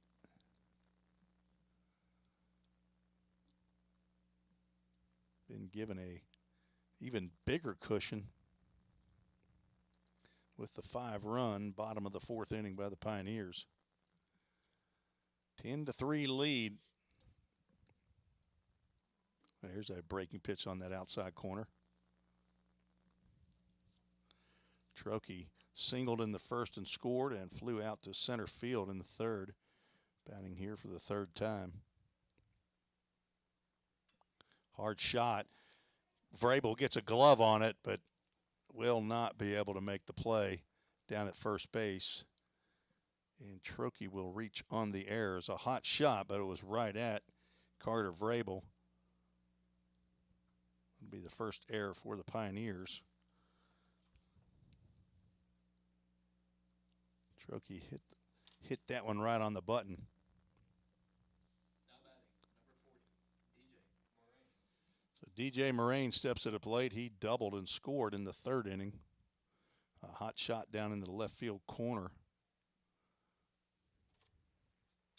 There's a double play ball. Huddleston to Hall and on to first base. It's in the dirt. Caleb Hawkins is backing up the play, so Moraine has to stay at first base. So he will reach on the fielder's choice. No error on Hall. Cannot assume a double play. So 6-4 goes Trokey as he is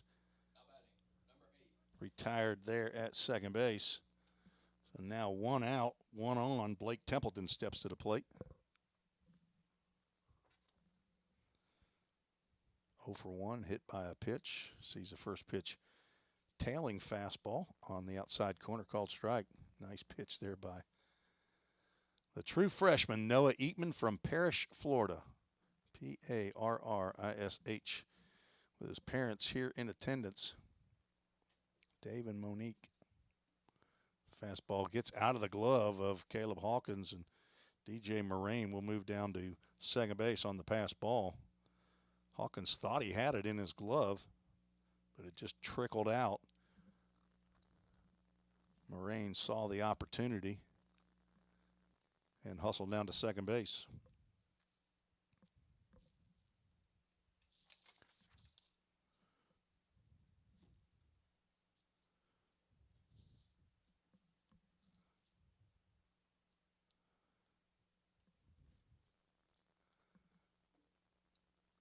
Breaking pitch called, strike. Templeton not happy with that call at all.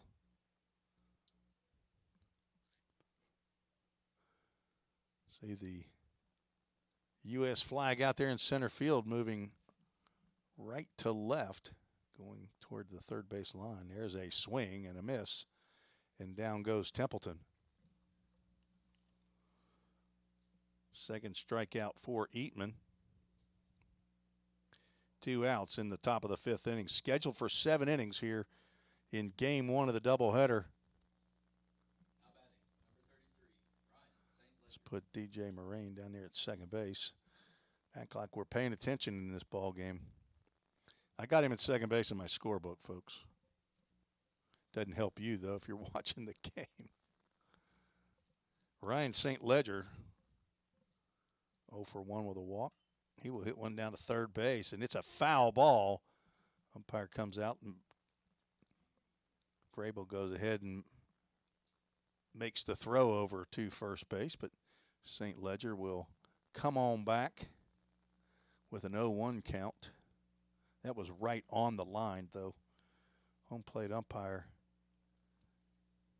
came out. He came to the left. It seems to me that the best course of action would have been step to your right. The problem is you have to look over the catcher when you do that, but you get a better angle. So maybe your catcher still stays down. I don't really know. But your angle is still not good when you step to the left. A 1 pitch is driven down into the, just past, almost hit another car. Is that the same car that was going the last time? Foul ball goes onto the road toward the Ball State building, the campus down there. So if you haven't been here before, to the left of the stadium, or to the field here, is the campus. 0-2 pitch. just missed outside. Nice pitch. Had to make a decision, did Ryan St. Ledger from Albion, Illinois. Hope I'm saying that right. Albion, Illinois. There's a called strike 3. Down goes St. Ledger, and another strikeout looking for Rend Lake. No runs, no hits. There was one error and one runner left on base. After 4.5, Pioneers lead 10-3. You're listening to the Vol State Sports Network.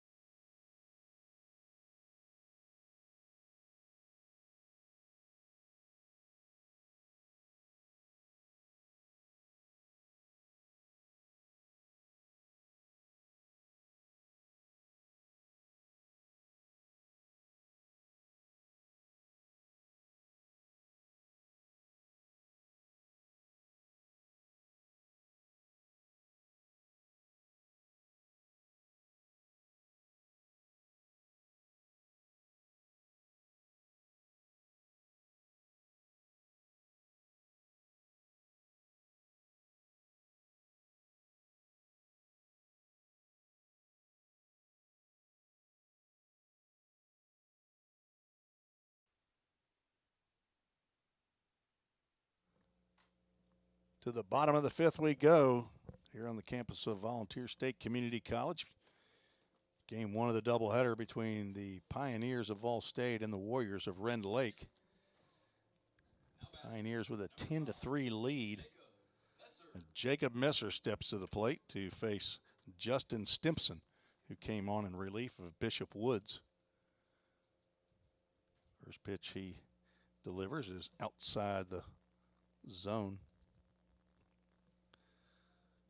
Messer was called out when he was hitting the elbow with a pitch. I believe the count was 2-2, and see how he stands up there at the plate. Does he have that elbow up and high? Can't see the umpires in my. It's got it up a little bit as he fouls that one just off the top of the net and out of play. So as he stands there, that elbow doesn't appear to be quite as high as it might have been when that baseball made contact with it after conferring. The two umpires called Jacob out for what I'm calling batter interference, the only thing I know to call it. But he had gone down to first base thinking he was hit by a pitch, but instead it ended the inning in the 3rd. There's another foul ball off to the left side, and we'll have a full count Ministries full count. Josh Carmen, the director of baseball for Full Count Ministries, also an assistant coach for Trevecca Nazarene. Messer will finally get his free base and reach for the first time. So a leadoff walk for Jacob Messer brings Jake Burris to the plate, who's been on base all 3 times he's come to the plate. 1 for 2, scored 3 of the 10 runs.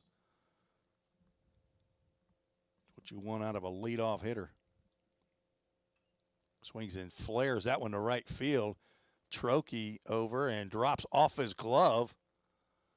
He will throw to second base. Is that in fact Blake Trokey?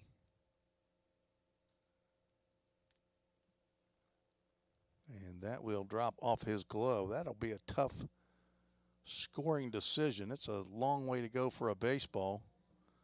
The question is, hit or an error, fellas? Now batting, number 3. So you're not really sure. I'm not really sure. I'm going to give him a hit. I'm going to say a base hit.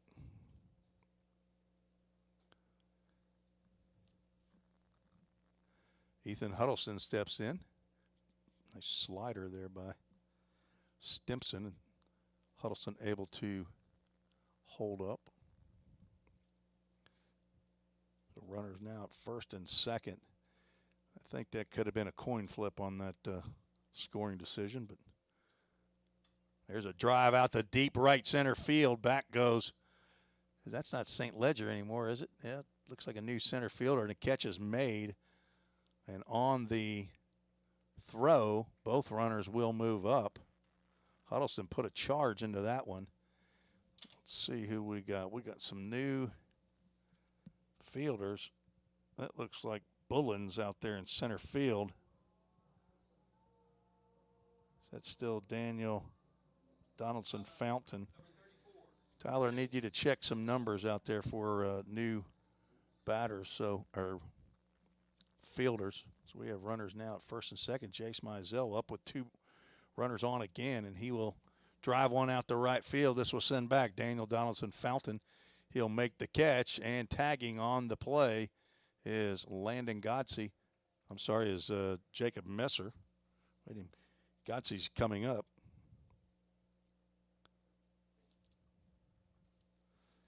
And another run comes in for the Pioneers. 11-3. And that is the fourth RBI for Jace Mizell. Jake Burris moves over to third base. Messer scores. Landon Godsey at the plate with 2 outs. Fastball misses high and away. We might have a new catcher as well. Who you got around the what's the number out there in center field, Ty? In center field. Swing and a miss.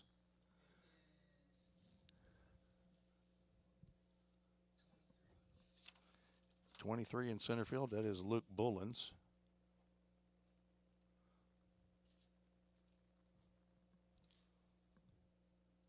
Pitch in the dirt. Blocked, and I believe that is the new catcher. That's going to be, not sure, it's a 2-digit number. Is it 27? Yeah, that's going to be Brady Ingram. Looks like that's behind the plate now. And I don't think that's Trokey at second any longer. There's a foul ball. Yes, number 3 is it is a second baseman. Okay. Check swing by Godsey, and foul ball to the backstop. 2 balls, 2 strikes, 2 outs. All right, so 3 still there. Henson still. Breaking pitch in the dirt, blocked by Ingram.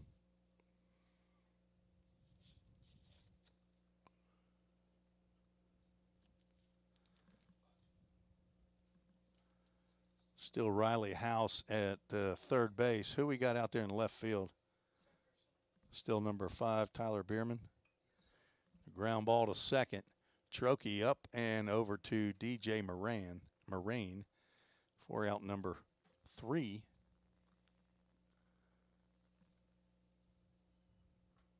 The Pioneers score 1 on 1 hit. No errors, 1 runner left on base. Pioneers now lead 11-3. You're listening to the Vol State Sports Network.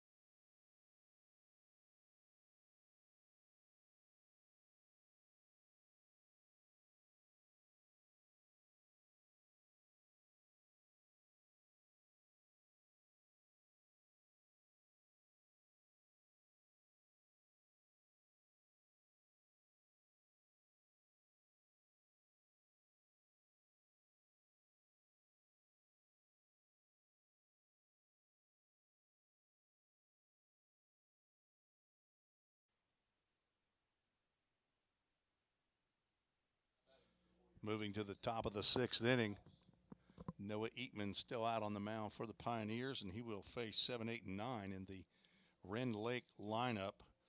It'll be Riley House and then Brady Ingram, who's on deck. Fastball just misses outside by Noah Eatman, who's done a tremendous job coming in relief of Eli Klopfelter, who started this game.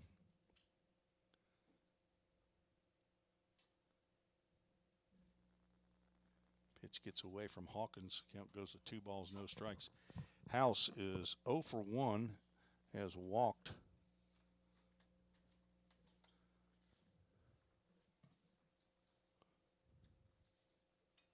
There's a drive out to left field. Back goes Messer, looking up and almost makes an over-the-shoulder catch. Ball goes off his glove, falls to the warning track. And there is a leadoff double for Riley House. Messer almost made a terrific catch out there in left field going toward the fence. The second hit given up by Eatman. And Brady Ingram, I believe this is his first plate appearance. I'll check the statistics here as Eatman throws the overhand curveball to him. Misses somewhere. Maybe high. I see no statistics for Brady Ingram from Louisville. Let's say Illinois or Kentucky. Swinging a tapper short to Vrabel, who picks it up and throws over to Godsey to retire Ingram. And on the play, House moves over to third base. Slow roller that Vrabel was able to come over in front of Ethan Huddleston. And we have a pinch hitter, number 16, Pim DeVries. Will bat for Daniel Donaldson Fountain.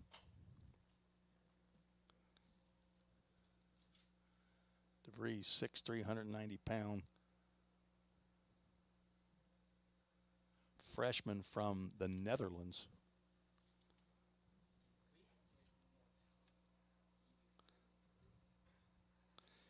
I'm sure Pim, where he comes from, the Netherlands, might stand for penalty minutes.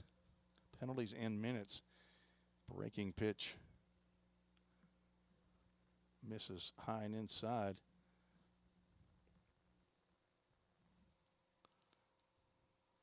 Noah Eatman trying to strand a runner there at third base and won't be able to do it. There's a ground ball to Huddleston, who charges and throws to Godsey for the out. Let's get 2 outs up there, and now another run across the board as an RBI ground out for Pim DeVries, D-E-V-R-I-E-S. Could be DeVries, I guess, but the leadoff double comes home to score, and this will bring Will Henson to the plate, the leadoff batter.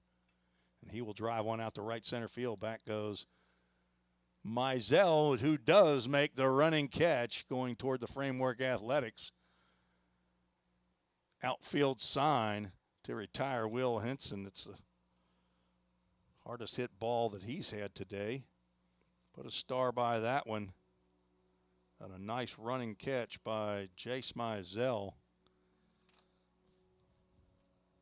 But Rend Lake does score 1 run on 1 hit.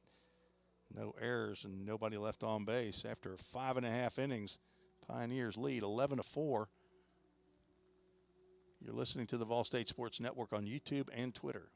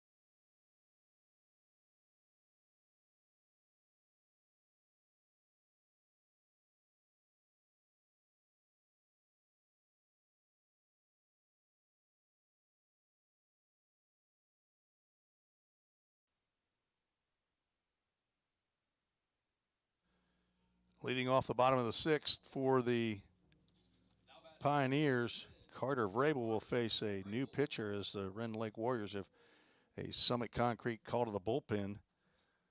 Brock Holloway in for Justin Stimpson, the 4th right-hander for head coach Chris Modelmog.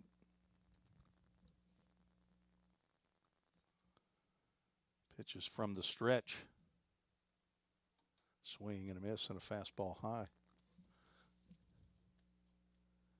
If we can check to see if anybody has sent in. And of course, Dave Holbrook checking in via email at treesports@gmail.com. Fly ball out to right field. New right fielder is Pim DeVries. He comes in, will make the catch and retire Carter Vrabel.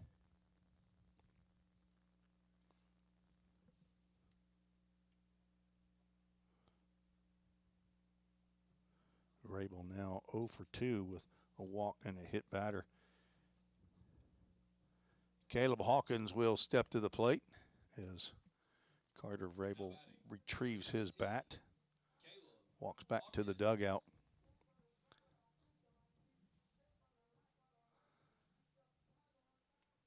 Hawkins is 1 for 2, a single and a walk.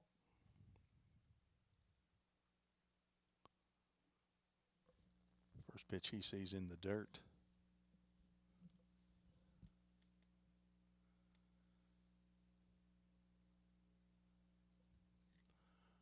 Brock Holloway, a 6'2", 190-pound freshman from Mount Vernon, Illinois, and that ball's drilled out to right field. Pim DeVries going back. 6'3", reaches up and makes the catch for out number 2. So new right fielder getting some action out there as he has replaced Daniel Donaldson Fountain. Luke Bullens has moved into center field out there for Ryan St. Ledger. And, of course, the new catcher is Brady Ingram. Thanks to Dave Holbrook. Sherry Burris may be checking out the broadcast. Of course, Marcia and Alan Rice are here in attendance. Overhand breaking pitch called strike to Landon Luterman. Sacrifice fly in the first, hit by a pitch. Stolen base and then grounded into a double play. Taps one toward third. Riley House comes in on 2. Hops throws one in the dirt, dug out by DJ Moraine. And the Pioneers go down 1-2-3. House, after he airmailed the first one, looked like he wanted to take a little bit off that one and ended up taking too much off. And was bailed out by his first baseman, and you love having that as an infielder, first baseman, and dig him out of the dirt. We're going to the top of the 7th. Pioneers need to hold on, and they will take game 1 of this doubleheader, lead 11-4. You're listening to the Vol State Sports Network.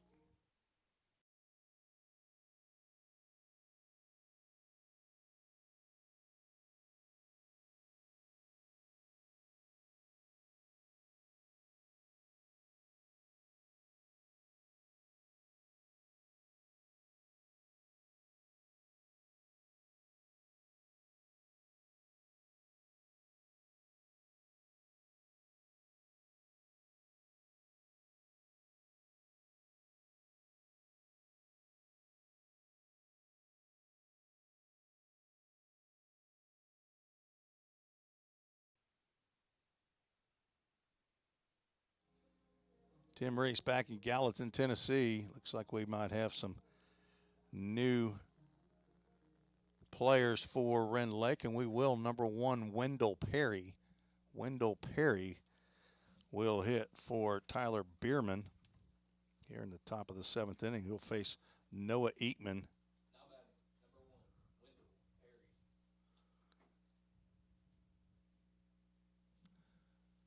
Perry from Villa Rica, Georgia.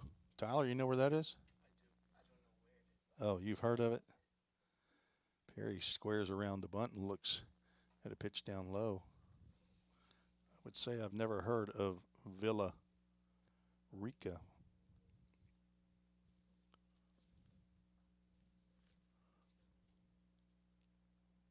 Swing and a miss on a nice moving fastball.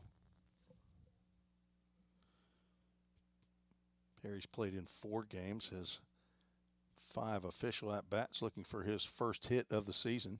Swings and misses on that offering.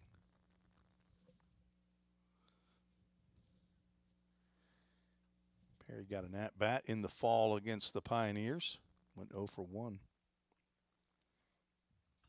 Hard shot to third, backhanded by Vrabel. He's down at his knees, throws from there, and a tough play, one hop that Godsey could not come up with. Not sure that Perry wouldn't have beat that out anyway, and I believe that is Wendell Perry's first base hit of the 23 campaign. Tough play for Carter Vrabel down there as he had to go to his knees backhand.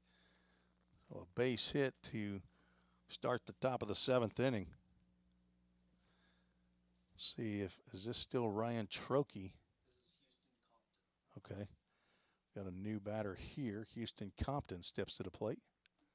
Looks at a fastball called strike.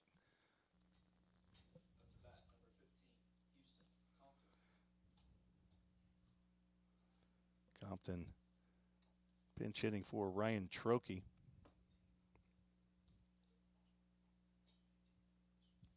Swing and a miss on the slow breaking pitch. Compton from Richland, Indiana, a 6'2", 195-pound freshman. Also a pitcher. He's had 2 appearances on the mound. Fastball stays high. Pioneers have not turned a double play today. Looking for that prescription for what the doctor orders, a Dudac Communications double play. Eatman looking for that ground ball. Instead, he will get a hit by pitch. The breaking pitch did not break enough. First 2 runners have reached here in the top of the 7th inning.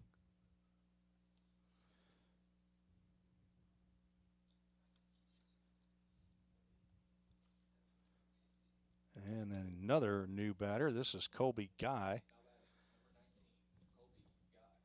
who was the DH in yesterday's game. He will pinch hit for DJ Moran. I want to keep calling him Moran. Fastball misses outside.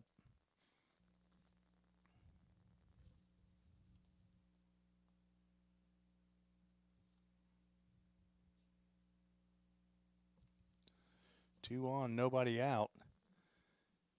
Game is scheduled for 7 innings, so this is the last chance for Rend Lake.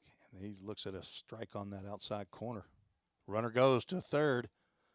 Throw over to third base, and he is out. Carter Vrabel is now down in the dirt. Wendell Perry, for some reason, was seeing the loop throw over to the pitcher by Caleb Hawkins and thought he could go ahead and get an extra base. Justin McKinney, the all-world trainer for Vol State, is out on the field, as we will now effort to slide the camera a hair over toward third base. Looked like he was grabbing for his left knee, but he's up on his feet, as you can see.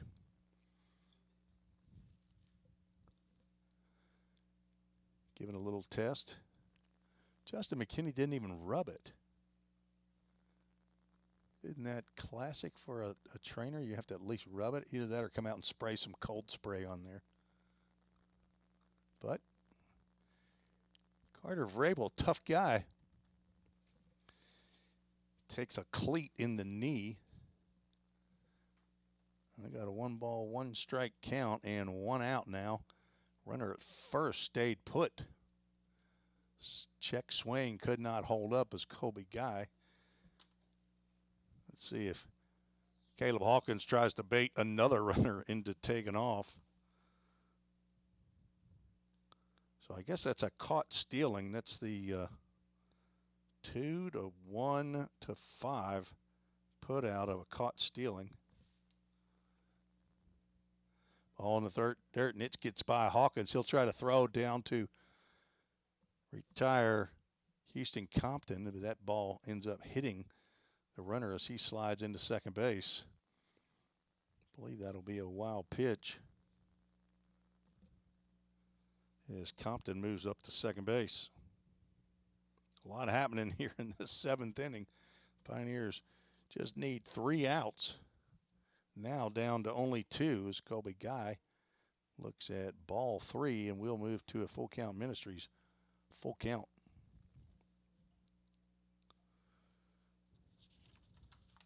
Guy was 0 for 3 in yesterday's game. Had a walk and a run scored from Ontario. I believe, is that right? Yes, and he will look at ball 4. Putting runners back at first and second. So Eatman's given up a single, an infield single. Hit a batter and now walked a batter. Now batting, number 8, Blake Templeton. That is his first walk. Blake Templeton steps in. He's 0 for 2. 2 strikeouts and a hit batter. He swings and misses at that tailing fastball. That fastball's got some run on it. He puts that on the outside corner, and they think it's going to be a strike. Misses their bat by about 6 inches.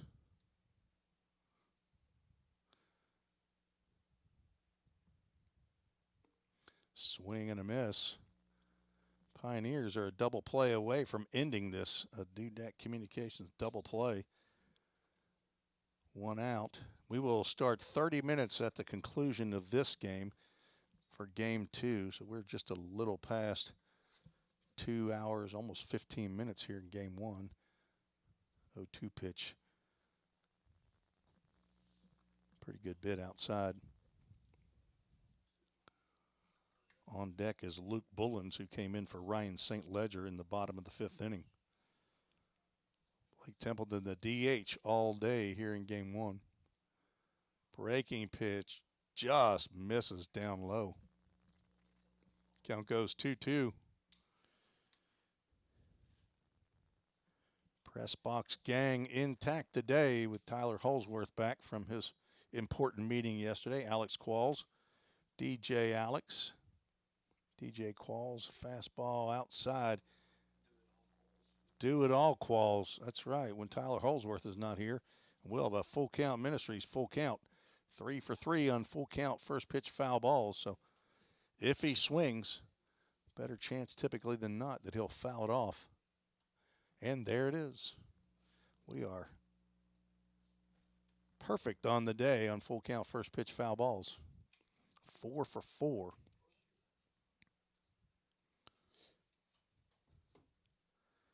Only 1 out, so the runners should not be going. Noah Eatman is a strike 3 called. And down goes Templeton for the 3rd time today, but his first time to go down looking. And that's the 2nd out. Now batting, number 23, Luke. 4th strikeout by Noah Eatman. That's his 3rd caught looking. And Luke Bullen steps to the plate as the last hope for the Warriors, and he will look at strike 1 on the outside corner. Bullens was in right field, the number 9 hole hitter yesterday's game. He went 2 for 3 with an RBI and a walk. Breaking pitch misses down low.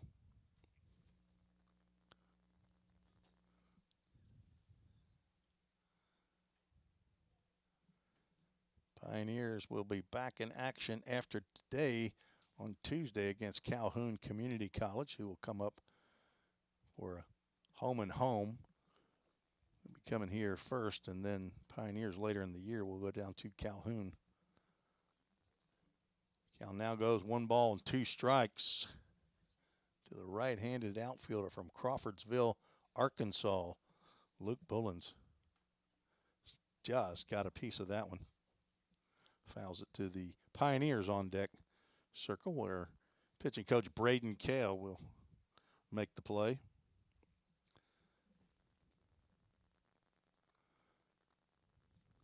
Down to their last strike. Pioneers trying to even the series up after falling in yesterday's game 6-4. There it is, a swing and a miss, and down goes Bullens. The Pioneers take game one of the doubleheader, 11-4. We were just discussing, not sure. I think that Noah Eatman will get the win after coming in relief of Eli Klopfelter. That will be Eatman's first collegiate win. Klopfelter went 3+ innings, but I think you have to get into or complete the 4th inning. But I may be wrong on that, but I'm going to write in here in pen because I have white out that Noah Eatman gets his first collegiate win, moves to 1-0, and the losing pitcher will be Matthew Ray. Let's see, Ray will move to 0-2 on the season. Pioneers, 11 hits, 8 runs unofficially. 11 runs, 8 hits unofficially, and 1 error. Rend Lake, 4 runs, 6 hits, and 1 error. In a game that did take 2 hours and 15 minutes. Pioneers move to 7-5 on the season, and Rend Lake falls to 5-3. So the rubber game of the 3-game series will start in approximately 30 minutes. That would be 3:45 Central Time. Please make sure to come back to listen to more thrilling Vol State baseball here on the Vol State Sports Network. Thank you for tuning in this afternoon. We'll talk to you soon.